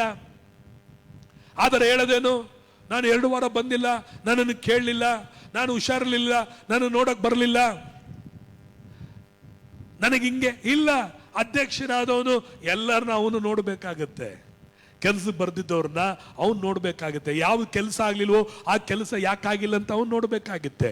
ಬೈಬಲ್ ಹೇಳುತ್ತದೆ, ನೀವು ಆಳುಗಳಲ್ಲ, ಅಥವಾ ಒಬ್ಬ ಸೇವಕನೂ ಅಲ್ಲ, ಮನೆ ವಾರ್ತೆಯವನಲ್ಲ, ಕೆಲಸಗಾರನಲ್ಲ. ನೀವು 5ನೇದಾಗಿ ನೋಡ್ತಾ ಇದ್ದೀವಿ, ಏನಾಗಿದ್ದೀರಿ ಅಂದ್ರೆ ನೀವು ಅಧ್ಯಕ್ಷರು ಆಗಿದ್ದೀರಿ, ನಡೆಸುವವರಾಗಿದ್ದೀರಿ. ಸಭೆಯನ್ನ ನೀನು ಕೆಡುವವನಾಗಿನೋ ಹಾಳು ಮಾಡುವವನು. ಒಂದು ವೇಳೆ ಸೇವಕ ಹಾಳು ಮಾಡಬಹುದು, ಆಳುಗಳು ಕೆಡಿಸಬಹುದು, ಕೆಲಸದವ್ರು ಕೆಡಿಸಬಹುದು. ಆದ್ರೆ ಒಬ್ಬ ಅಧ್ಯಕ್ಷ ಆತನ ಏನ್ ಮಾಡಬೇಕಾಗಿರುತ್ತದೆ? Is having responsibility. ಅವನು ತೋಳಿನ ಮೇಲೆ ಜವಾಬ್ದಾರಿಯಾಗಿರುತ್ತದೆ. ಇವತ್ತು ಸಭೆಗೆ ಬೇಕಾಗಿರುವುದು ನೋಡಿಕೊಳ್ಳೋರು, ಬೆಳೆಸಿಕೊಂಡು ಹೋಗುವುದು. ಒಬ್ಬ ಒಳ್ಳೆಯ ಅಧ್ಯಕ್ಷ ನಡೆಸುವನಾಗಿರ್ತಾನೆ. ಅಮೆರಿಕ ದೇಶದಲ್ಲಿ ಅಧ್ಯಕ್ಷ ಅಂತ ಹೇಳ್ತಾರೆ, ಅಲ್ಲಿ ಪ್ರೈಮ್ ಮಿನಿಸ್ಟರ್ ಅಂತ ಹೇಳಲ್ಲ, ಅಧ್ಯಕ್ಷರು, ಪ್ರೆಸಿಡೆಂಟ್. ಹಾಗೆಯೇ ಒಬ್ಬ ಒಳ್ಳೆ ಅಧ್ಯಕ್ಷ, ಒಳ್ಳೆ ಪ್ರೆಸಿಡೆಂಟ್ ಇದ್ರೆ ದೇಶವು ಉದ್ಧಾರ ಆಗುತ್ತೆ. ಸಭೆಯಲ್ಲಿ ಒಂದೊಂದು ವಿಶ್ವಾಸಿಗಳು ಅಧ್ಯಕ್ಷರಾಗಿ ನಡ್ಕೊಳ್ಳೋದಾದರೆ, ಅಧ್ಯಕ್ಷರನ್ನೇನು ಸ್ಥಾನ ಮಾನ ಎಂಬುದಾಗಿಲ್ಲ. ನನಗೆ ಮೈಕ್ ಕೊಟ್ಟಿಲ್ಲ, ನನಗೆ ಪ್ರೇಯರ್ ಕೊಟ್ಟಿಲ್ಲ, ನನಗೆ ಹಾಡು ಕೊಟ್ಟಿಲ್ಲ, ನನ್ನ ಹೆಸರು ಹೇಳಿಲ್ಲ, ನನ್ನ ಸ್ಥಾನಮಾನ ಎಲ್ಲಿ, ನಾನು ಹಳೆಬ, ನಾನು ಹೊಸಬ, ನಾನು ಲೆಫ್ಟ್ ಹ್ಯಾಂಡ್, ನಾನು ರೈಟ್ ಹ್ಯಾಂಡ್. ಅಧ್ಯಕ್ಷ ಅದಲ್ಲ. ಅಧ್ಯಕ್ಷನ ಕೆಲಸ ಅವನು ಮಾಡುವುದರಲ್ಲಿ ವೃದ್ಧಿಯನ್ನ, ಬೆಳವಣಿಗೆಯನ್ನ ಕಾಣುವುದು. ಒಬ್ಬ ಒಳ್ಳೆಯ ಅಧ್ಯಕ್ಷನು ಒಂದು ಗ್ರಾಮ ಪಂಚಾಯತಿಯಲ್ಲೋ ಅಥವಾ ಮುನ್ಸಿಪಾಲಿಟಿಲೋ ಇದ್ರೆ ಅಲ್ಲಿ ಒಳ್ಳೆಯ ಕೆಲಸಗಳು ಆಗುವಂತದ್ದಾಗಿರ್ತದೆ. ನೆನಪಿಟ್ಕೊಳ್ರಿ, ನೀನು ಸಭೆಯಲ್ಲಿ ಒಬ್ಬ ಸಾಧಾರಣ ಒಂದು ವ್ಯಕ್ತಿಯಲ್ಲ, ಸಭೆಯಲ್ಲಿ ದೇವರು ನಿನ್ನನ್ನು ಅಧ್ಯಕ್ಷನಾಗಿ ಇಟ್ಟವನಾಗಿದ್ದಾನೆ. Praise the Lord, hallelujah. 5 ಕಾರ್ಯಗಳನ್ನ ನಾವು ನೋಡಿದ್ವಿ. ಈಗ 6ನೇದನ್ನ ನೋಡಕ್ ಹೋಗ್ತೀವಿ. ಮತ್ತಾಯ ಸುವಾರ್ತೆ 16ನೇ ಅಧ್ಯಾಯ 24ನೇ ವಚನ. ಮತ್ತಾಯ 16:24 ತೆಗೆದುಕೊಳ್ಳುವ. ಮತ್ತಾಯ 16:24. ಎಸ್. ಯೇಸು ತನ್ನ ಶಿಷ್ಯರಿಗೆ ಹೇಳಿದ್ದೇನೆಂದರೆ, ಯಾವನಿಗಾದರೂ ನನ್ನ ಹಿಂದೆ ಬರುವುದಕ್ಕೆ ಮನಸ್ಸಿದ್ದರೆ ಅವನು ತನ್ನನ್ನು ನಿರಾಕರಿಸಿ ತನ್ನ ಶಿಲುಬೆಯನ್ನು ಹೊತ್ತುಕೊಂಡು ನನ್ನ ಹಿಂದೆ ಬರಲಿ. ಯೇಸು ಹೇಳಿದನು, ತನ್ನ ಶಿಷ್ಯರಿಗೆ ಹೇಳಿದನು. 6ನೇದಾಗಿ ಶಿಷ್ಯರಿಗೆ ಎಂಬುದಾಗಿ ಹೇಳಲ್ಪಡುತ್ತದೆ. ನಮ್ಮನ್ನ ದೇವರು ಏನಂತ ಕರೆದವರಾಗಿದ್ದಾನೆ? ಶಿಷ್ಯರು. ಎಲ್ಲರೂ ಹೇಳ್ರಿ, ಏನಂತ ಕರೆದಿದ್ದಾನೆ? ಮೊದಲಾಗಿ ನೋಡಿದ್ವಿ ಆಳು, 2ನೇದಾಗಿ ನೋಡಿದ್ವಿ ಸೇವಕ, 3ನೇದಾಗಿ ನೋಡಿದ್ವಿ ಕೆಲಸಗಾರರು, 4ನೇದಾಗಿ ನೋಡಿದ್ವಿ ಮನೆ ವಾರ್ತೆಯವರು, 5ನೇದಾಗಿ ನೋಡಿದ್ವಿ ಎಲ್ಲರೂ ಹೇಳುವ ಅಧ್ಯಕ್ಷರು. 6th ಒಂದು ನಾವೇನಾಗಿದ್ದೀವತ್ತೆ? ಯೇಸು ಲೋಕದ ಕಡೆಗೆ ಹೋಗಿರಿ, ಸುವಾರ್ತೆಯನ್ನ ಸಾರಿರಿ, ನಂಬಿದವರಿಗೆ ತಂದೆ ಮಗನ ಪವಿತ್ರಾತ್ಮನಲ್ಲಿ ದೀಕ್ಷೆ ಸ್ನಾನ ಮಾಡಿಸಿ ಅವ್ರನ್ನ ಏನಾಗಿ ಮಾಡ್ರಿ? ಶಿಷ್ಯರನ್ನಾಗಿ ಮಾಡ್ರಿ. 6ನೇದಾಗಿ ನಾವು ಯಾರಂತೆ? ಶಿಷ್ಯರು. ಎಲ್ಲರೂ ಹೇಳ್ರಿ, ನಾವೇನಾಗಿದ್ದೀವಿ? ಜೋರಾಗಿ ಹೇಳೋಣವ. ನೀವು ಯಾರಾಗಿದ್ದೀರಿ? 6ರಲ್ಲಿ 6 ಕಾರ್ಯಗಳನ್ನ ಕೇಳಿದ್ವಿ. ಆಳ, ಸೇವಕರ, ಕೆಲಸದವರ, ಮನೆ ವಾರ್ತೆಯವರ, ಅಥವಾ ನಾವು ಅಧ್ಯಕ್ಷರ, ಅಥವಾ ಶಿಷ್ಯರ. ಯಾರು ನೀವು ಅಂದ್ರೆ? ಅಧ್ಯಕ್ಷರಲ್ಲ, ಬೇಡ. ಏನು? ಎಲ್ಲರೂ ಏನಾಗಿದ್ದೀರಿ? ಎಲ್ಲರೇನು? ಶಿಷ್ಯರು. Praise God. ದೇವ್ರ ವಾಕ್ಯ ನೋಡ್ತೀವಿ, ಲೋಕದ ಕಡೆಗೆ ಹೋಗ್ರಿ, ಸುವಾರ್ತೆ ಸಾರ್ರಿ, ನಂಬಿದವರಿಗೆ ಏನ್ ಮಾಡ್ರಿ? ದೀಕ್ಷೆ ಸ್ನಾನ ಮಾಡಿಸಿ ಏನಾಗಿರಿ? ಅವರು ಶಿಷ್ಯರನ್ನಾಗಿ ಮಾಡ್ರಿ. ಬರೇ ಶಿಷ್ಯರನ್ನಾಗಿ ಮಾಡ್ರಿ ಎಂಬುದಾಗಿ ಯೇಸು ಹೇಳಿದ್ರು ಅಂತೇಳಿ ಈಗ ನಾವೆಲ್ಲರೂ ಏನಾಗಿದ್ದೀವಿ? ಬರೆಸ್ತೇವೆ ಶಿಷ್ಯರು, ಶಿಷ್ಯರು, ಶಿಷ್ಯರು ಎಂಬುದಾಗಿ. ಇದನ್ನ ದೇವರ ವಾಕ್ಯದಲ್ಲಿ ಹೇಳಲ್ಪಟ್ಟಿದ್ದನ್ನ ನಾವು ನೋಡ್ತಾ ಇದ್ದೀವಿ. ಈಗ ನಾವು ಯಾವ ಲಿಸ್ಟಲ್ಲಿ ಇದ್ದೀವಿ? ಯಾವ ಗ್ರೂಪಲ್ಲಿ ಇದ್ದೀವಿ? ಯಾವ ಕಾರ್ಯದಲ್ಲಿ ನೀವಿದ್ದೀರಿ? ನಿನ್ನ ಪೊಸಿಷನ್ ಏನ್? ನಿನ್ನ ನಾಮ ಏನಾಗಿದೆ? ನಿನಗೆ ಕೊಡಲ್ಪಟ್ಟಂತ ಇದರಲ್ಲಿ ವೇರ್ ಆರ್ ಯು? ಈ ಕಡೆ ಆಳ, ಸೇವಕನ, ಕೆಲಸದವನ, ಮನೆ ವಾರ್ತೆಯವನ, ಅಥವಾ ನೀನೊಬ್ಬ ಅಧ್ಯಕ್ಷನ, ಅಥವಾ ನೀನು ಒಬ್ಬ ಶಿಷ್ಯನ? ಯಾವುದರಲ್ಲಿದ್ದೀರಿ? ಎಲ್ಲರೂ ಶಿಷ್ಯನಂತ ಹೇಳಿದ್ರಿ. ಅಟ್ಲೀಸ್ಟ್ ಶಿಷ್ಯನಂತ ಹೇಳುವ ಅದಕ್ಕಾದರೂ ಅಂಟುಕೊಳ್ರಿ. ಏನಾಗಿರ್ರಿ? ಶಿಷ್ಯರಾಗಿ ಅಂಟುಕೊಳ್ರಿ. ಶಿಷ್ಯನೇನು? ತನ್ನ ಗುರುವನ್ನ ಹಿಂಬಾಲಿಸುವನು ಏನಾಗಿದ್ದಾನೆ? ಶಿಷ್ಯನಾಗಿದ್ದಾನೆ. ಒಬ್ಬ ಶಿಷ್ಯನು ತನ್ನ ಗುರುಗಿಂತ ಏನಾಗಕ್ಕಾಗಲ್ಲ, ಒಂದು ವೇಳೆ ಹೆಚ್ಚಿನವನಾಗಿರಕ್ಕೆ ಆಗಲ್ಲ. ತಾನು ಗುರು ಮಾಡಿದ ಹಾಗೆ ಮಾಡುವವನು ಏನಾಗಿದ್ದಾನೆ? ಶಿಷ್ಯನಾಗಿದ್ದಾನೆ. ಯೇಸು ಹೇಳಿದ್ರು, ಯಾವನಾದರೂ ನನ್ನ ಶಿಷ್ಯನಾಗಬೇಕೆಂದ್ರೆ ಅವನೇನ್ ಮಾಡಬೇಕು? ತನ್ನನ್ನೇ ತಾನು ನಿರಾಕರಿಸಲಿ, ತನ್ನ ಶಿಲುಬೆಯನ್ನು ಹೊತ್ತುಕೊಂಡು ನನ್ನ ಹಿಂದೆ ಬರಲಿ. ಪ್ರಿಯ ದೇವಜನರೇ, ಇವತ್ತು ಈ 6 ನಾಮ ದಯಗಳಲ್ಲಿ ನಿನ್ನ ನಾಮ ಇವತ್ತು ನಿನಗೆ ಶಿರನಾಮ ಅಥವಾ ನೀನು ಯಾವುದನ್ನ ಧರಿಸಿಕೊಂಡಿದೆ ಎಂಬುದು ಬಹಳ ಮುಖ್ಯ. ನಾನು ಹೇಳ್ತೀನಿ, ಈ 6 ನಾಮಗಿಂತಲೂ ಇನ್ನೊಂದು ನಾಮ ಶ್ರೇಷ್ಠವಾದ ನಮಗೆ ಕೊಡಲ್ಪಟ್ಟಿದೆ. It the most great. Prayer praise ಅಲ್ಲ. ಇನ್ನು ನಮ್ಮನ್ನ ದೇವರು ಆಳುಗಳು, ಕೆಲಸದವರು, ಸೇವಕರು, ಮನೆವಾರ್ತೆಯವರು, ಅಧ್ಯಕ್ಷರು, ಶಿಷ್ಯರು ಎಂಬುದಾಗಿ ಕರೀಲಿಕ್ಕೆ ಬದಲಾಗಿ ಇವತ್ತು ದೇವರು ನಮ್ಮನ್ನ ಏನಾಗಿ ಆತನು ಕರೆದಿದ್ದಾನೆ ಎಂಬುದಾಗಿ ನಾವು ನೋಡಬೇಕಾದರೆ ನಮ್ಮನ್ನ ರೋಮಪುರ ಪತ್ರಿಕೆ 8ನೇ ಅಧ್ಯಾಯ 15 ಮತ್ತು 16ನೇ ವಚನವನ್ನ ನಾವು ಓದಿಕೊಳ್ಳೋಣ. ದೇವರ ವಾಕ್ಯವು ತೆಗೆದುಕೊಳ್ಳುವ ರೋಮಪುರ ಪತ್ರಿಕೆ 8ನೇ ಅಧ್ಯಾಯ 15 ಮತ್ತು 16ನೇ ವಚನವನ್ನ. ನೀವು ತಿರುಗಿ ಭಯದಲ್ಲಿ ಬೀಳುವ ಹಾಗೆ ದಾಸನ ಭಾವವನ್ನು ಹೊಂದಿದವರಲ್ಲ, ಮಗನ ಭಾವವನ್ನು ಹೊಂದಿದವರಾಗಿದ್ದೀರಿ. ಈ ಭಾವದಿಂದ ನಾವು ದೇವರನ್ನು ಅಪ್ಪ, ತಂದೆ ಎಂದು ಕೂಗುತ್ತೇವೆ. Price lord. ದೇವರ ನಾಮಕ್ಕೆ ಮಹಿಮೆ ಉಂಟಾಗಲಿ.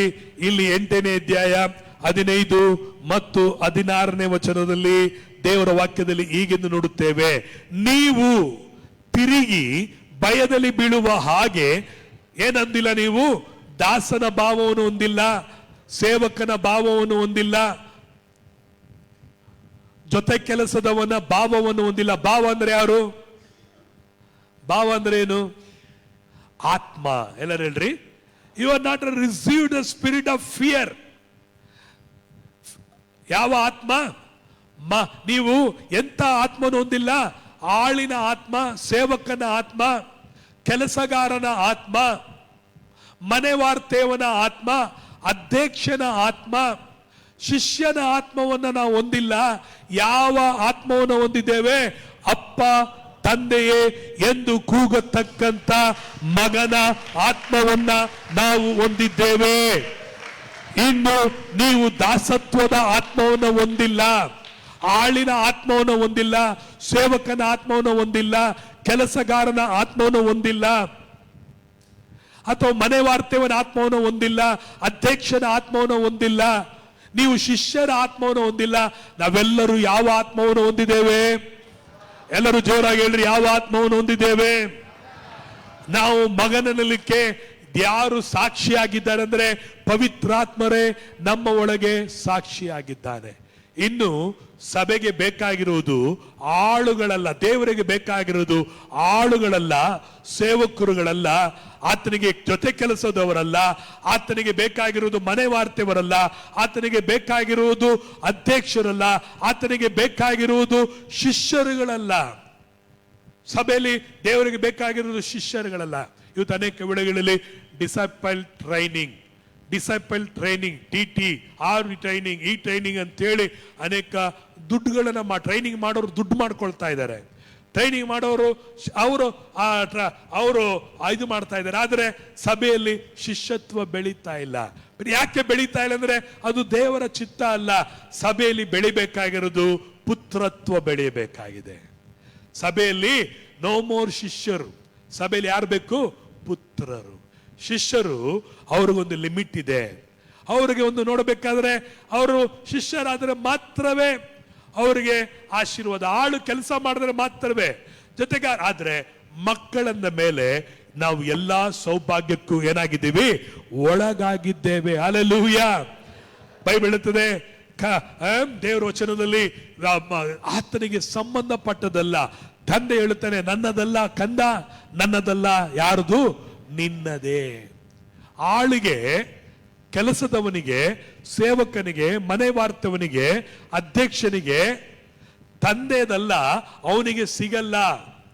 ಆದರೆ ಒಬ್ಬ ಮಗನಾದವನಿಗೆ ತಂದೆಗೆ ಉಂಟಾಗಿರುವುದೆಲ್ಲವೂ ನಮಗೆ ಸಿಕ್ಕಿದೆ.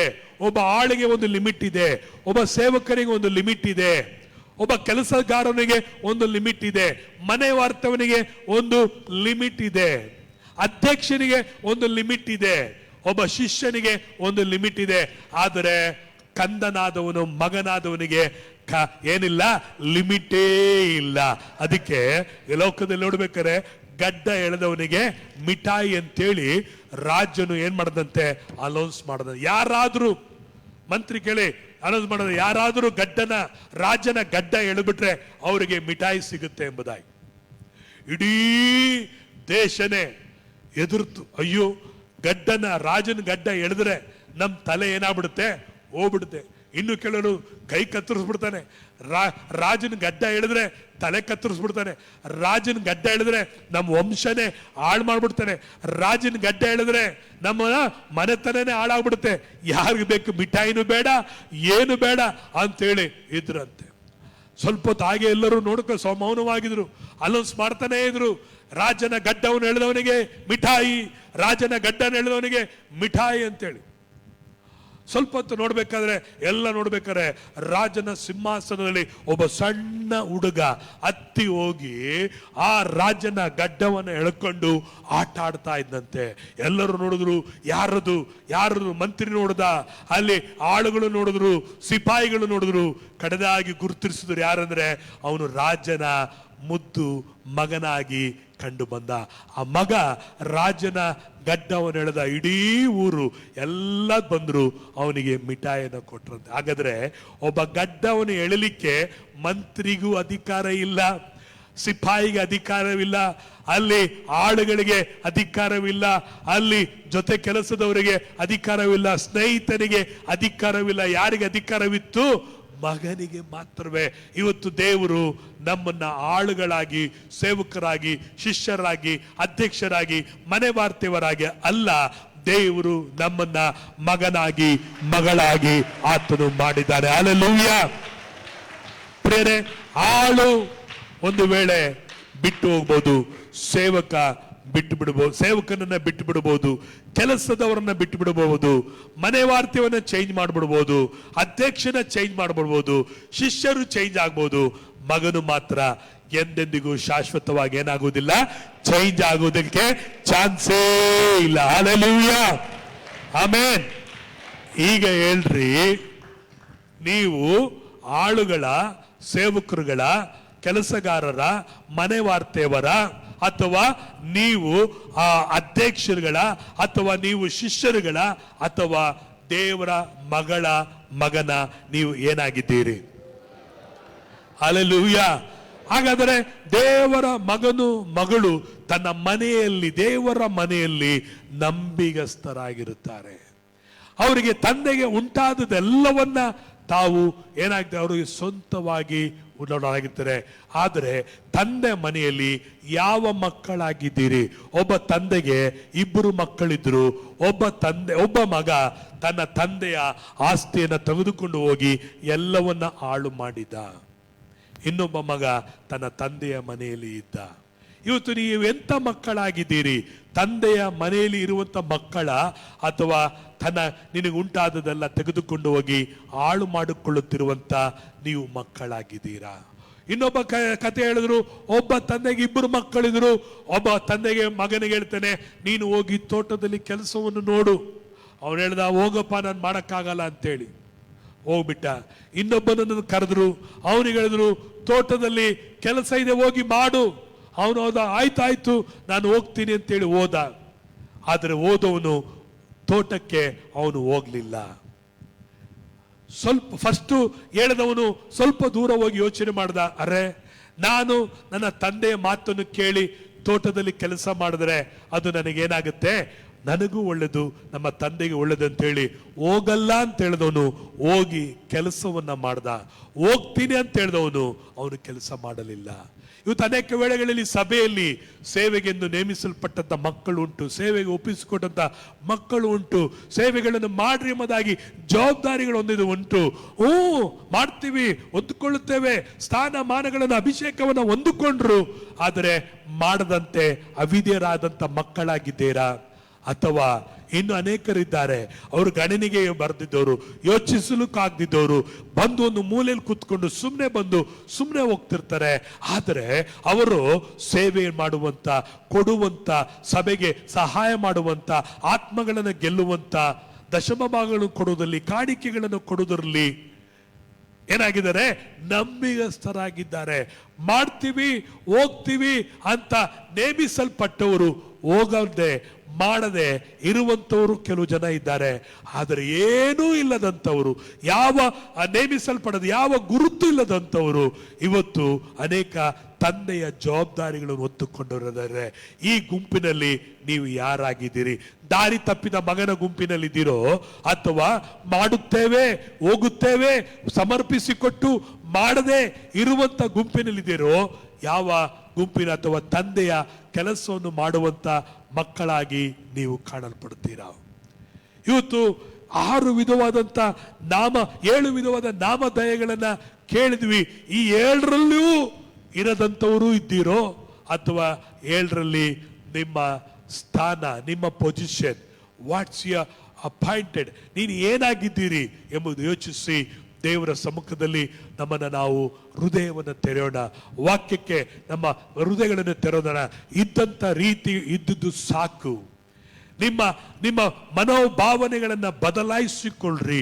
ದೇವರು ನಿನ್ನನ್ನು ಅಂಧಕಾರದ ದೊರೆತನಗಳಿಂದ ಬಿಡುಗಡೆ ಮಾಡಿ, ಸೈತಾನನ ರಾಜ್ಯದಿಂದ ಬಿಡುಗಡೆ ಮಾಡಿದ್ದು ನಿನ್ನನ್ನು ಒಂದು ಆಳಾಗಿ, ಸೇವಕನಾಗಿ, ಕೆಲಸಗಾರನಾಗಿ, ಮನೆ ವಾರ್ತವ್ಯನಾಗಿ, ನಿನ್ನನ್ನ ದೇವರು ಒಬ್ಬ ಅಧ್ಯಕ್ಷನಾಗಿ, ಒಬ್ಬ ಶಿಷ್ಯನಾಗಿ ಇಡುವುದಕ್ಕಾಗಿ ಅಲ್ಲ, ನಿನ್ನನ್ನು ನಂಬಿ ಆತನು ಮಗನಾಗಿ ಮಾಡಿದ್ದಾನೆ. ಮಗನನ್ನ ಮೇಲೆ ನಿನಗೆ ದೇವರು ಅಧಿಕಾರವನ್ನ ಕೊಟ್ಟಿದ್ದಾನೆ. ಮಗನನ್ನ ಮೇಲೆ ನಿನಗೆ ದೇವರು ಆತನು ಉಂಟಾದದೆಲ್ಲವೂ ನಿನಗೆ ಸ್ವಂತವಾಗಿದೆ. ದಾರಿ ತಪ್ಪಿದ ಮಗ ವಾಪಸ್ ಮನೆಗೆ ಬರಬೇಕಾದ್ರೆ ಅವರಪ್ಪ ಹೇಳ್ತಾನೆ, ನನ್ನ ಮಗನು. ಅವನು ಹೇಳ್ತಾನೆ, ದೇವರ ಅಪ್ಪ ನಾನು ನಿನ್ನ ಆಳಾಗಿ ಬರುತ್ತೇನೆ ಮಗ. ಹೇಳ್ತಾನೆ, ಇಲ್ಲ, ನನ್ನ ಮಗನು ಸತ್ತವನಾಗಿದ್ದ, ತಿರುಗಿ ಬಂದನು, ಪೋಲಿ ಹೋಗಿದ್ದನು, ಸಿಕ್ಕಿದನು ಎಂದು ಹೇಳಿ ಅವನು ಉಲ್ಲಾಸ ಪಡೆಗೆ ತೊಡಗಿದ. ತಂದೆಗೆ ಆಳಿನಲ್ಲಿ ಉಲ್ಲಾಸ ಇಲ್ಲ, ಸೇವಕನಲ್ಲಿ ಉಲ್ಲಾಸ ಇಲ್ಲ, ಕೆಲಸಗಾರನಲ್ಲಿ ಉಲ್ಲಾಸ ಇಲ್ಲ, ಮನೆ ವಾರ್ತವ್ಯದ ಮೇಲೆ ಉಲ್ಲಾಸ ಇಲ್ಲ, ಅಧ್ಯಕ್ಷನಲ್ಲಿ ಉಲ್ಲಾಸ ಇಲ್ಲ, ಶಿಷ್ಯನಲ್ಲಿ ಉಲ್ಲಾಸ ಇಲ್ಲ. ಯಾರಲ್ಲಿ ಉಲ್ಲಾಸ ಪಡುತ್ತಾನೆ ಅಂದರೆ ಮಗನಲ್ಲಿ, ಮಗಳಲ್ಲಿ ಆತನು ಉಲ್ಲಾಸ ಪಡುವನಾಗಿದ್ದಾನೆ. ನಾವು ಸತ್ತು ಹೋಗಿದ್ವಿ, ಇವತ್ತು ತಿರುಗಿ ನಾವು ಬದುಕಿ ಬಂದಿದ್ದೇವೆ. ಪಾಪದಲ್ಲಿ ಸತ್ತು ಹೋಗಿದ್ವಿ, ಅಪರಾಧಗಳಲ್ಲಿ ಸತ್ತು ಹೋಗಿದ್ವಿ. ಇವತ್ತು ದೇವರ ಬಳಿಗೆ ಬಂದಾಗ ಅಪರಾಧಿಗಳಾಗಿ ದೇವರು ನಮ್ಮನ್ನು ನೋಡ್ತಾ ಇಲ್ಲ, ಆಳಾಗಿ ನಮ್ಮನ್ನು ನೋಡ್ತಾ ಇಲ್ಲ, ಕೆಲಸಗಾರರಾಗಿ ನೋಡ್ತಾ ಇಲ್ಲ, ಒಬ್ಬ ಸೇವಕನಾಗಿ ನೋಡ್ತಾ ಇಲ್ಲ. ದೇವರು ನಿನ್ನನ್ನು, ನನ್ನನ್ನು ಒಬ್ಬ ಮಗನಾಗಿ, ಮಗಳಾಗಿ ನೋಡ್ತಾ ಇದ್ದಾನೆ. ಇವತ್ತು ನಿನ್ನ ದೇವರನ್ನ, ನಿನ್ನ ತಂದೆಯನ್ನ ನೀನು ಏನಾಗಿ ನೋಡ್ತಾ ಇದೀಯಾ? ತಂದೆಯ ಮನೆಯಲ್ಲಿ ನಿನಗೆ ಕೆಲಸ ಉಂಟು. ಯೇಸು ಈ ಲೋಕದಲ್ಲಿ ತಂದೆಗೆ ಆಳಾಗಿ, ಸೇವಕನಾಗಿ, ಕೆಲಸಗಾರನಾಗಿ ಬರಲಿಲ್ಲ. ಆತನು ಹೇಳ್ತಾನೆ, ನನ್ನ ತಂದೆಯ ಕೆಲಸವನ್ನು ಮಾಡಲಿಕ್ಕೆ ನಾನು ಬಂದೇನೆಂಬುದಾಗಿ. ಹಲ್ಲೆಲೂಯಾ. ನನ್ನ ತಂದೆಯ ಕೆಲಸದಲ್ಲಿ ಇರಬೇಕಾದೆಂಬುದಾಗಿ ಯೇಸು ಹೇಳಿದನು. ಇವತ್ತು ನಮ್ಮ ಹಿರಿಯ ಅಣ್ಣನು ಆತನು ಆಗಿದ್ದಾನೆ. ಇವತ್ತು ನಾವೆಲ್ಲರೂ ದೇವರಿಗೆ ಏನಾಗಿದ್ದೀವಿ? ಮಗನು, ಮಗಳು ಆಗಿದ್ದೇವೆ. ಇನ್ನು ನಾವು ಪ್ರಜೆಗಳಲ್ಲ, ಇನ್ನು ನಾವು ದೇವ ಜನರಲ್ಲ, ಇನ್ನು ನಾವು ದೇವರ ಮಕ್ಕಳಾಗಿದ್ದೇವೆ. ಹಲ್ಲೆಲೂಯಾ. ಈ ಬೆಳಗಿನ ವೇಳೆಯಲ್ಲಿ ತಂದೆಯ ಮನೆಯಲ್ಲಿ ನಾವಿದ್ದೇವೆ. ತಂದೆಯ ಕೆಲಸದಲ್ಲಿ ನಾವು ಎಚ್ಚರಿಕೆಯಾಗಿರೋಣ. ತಂದೆಯ ಕೆಲಸವನ್ನ ಅರಿಯುವರಾಗಿರೋಣ. ತಂದೆಯ ಮನಸ್ಸನ್ನ ದುಃಖಿಸದಂತೆ, ತಂದೆಯ ಮನಸ್ಸನ್ನು ಸಂತೋಷ ಪಡಿಸುವುದು ಯಾರಕ್ಕೆಂದರೆ ನಾವು ತಿರುಗಿ ತಂದೆ ಬಳಿಗೆ ಬರುವಾಗ. ಹಲ್ಲೆಲೂಯಾ. ಈ ಬೆಳಗಿನ ವೇಳೆಯಲ್ಲಿ ತಂದೆ ಬಳಿಗೆ ನಾವು ಬರೋಣ. ತಂದೆಯೇ, ನೀನೇನ್ ಹೇಳ್ತೀಯೋ ನಾನು ಕೇಳ್ತೇನೆ. ತಂದೆಯೇ, ನಿನ್ನ ಮಾರ್ಗದಲ್ಲಿ ನಾನು ನಡೆಯುವೆ. ತಂದೆಯೇ, ನಿನ್ನ ಚಿತ್ತದಂತೆ ನಾನು ಕೈಗೊಳ್ಳಲಿಕ್ಕೆ ಸಮರ್ಪಿಸುತ್ತೇನೆ ಎಂಬುದಾಗಿ ಒಪ್ಪಿಸಿಕೊಡೋಣ. ಎಲ್ಲರೂ ಎದ್ದು ನಿಂತುಕೊಳ್ಳುವ, ಎಲ್ಲರೂ ಕಡೆಗಳನ್ನು ಮುಚ್ಚೋಣ, ಎಲ್ಲರೂ ಸ್ತೋತ್ರ ಮಾಡುವ. Price hallelujah. 7 ನಾಮಧೇಯಗಳನ್ನು ನೋಡಿದ್ವಿ. ಕ್ರಿಸ್ತನಲ್ಲಿ ನಮ್ಮ ಗುರುತು ಆಳುಗಳು ಅಂತನ, ಸೇವಕರು ಅಂತನ, ಕೆಲಸಗಾರರು ಅಂತನ, ಮನೆವಾರ್ತೆಯವರು ಅಂತನ, ಅಥವಾ ನಾವು ಅಧ್ಯಕ್ಷರು ಅಂತನ, ಶಿಷ್ಯರು ಅಂತನ,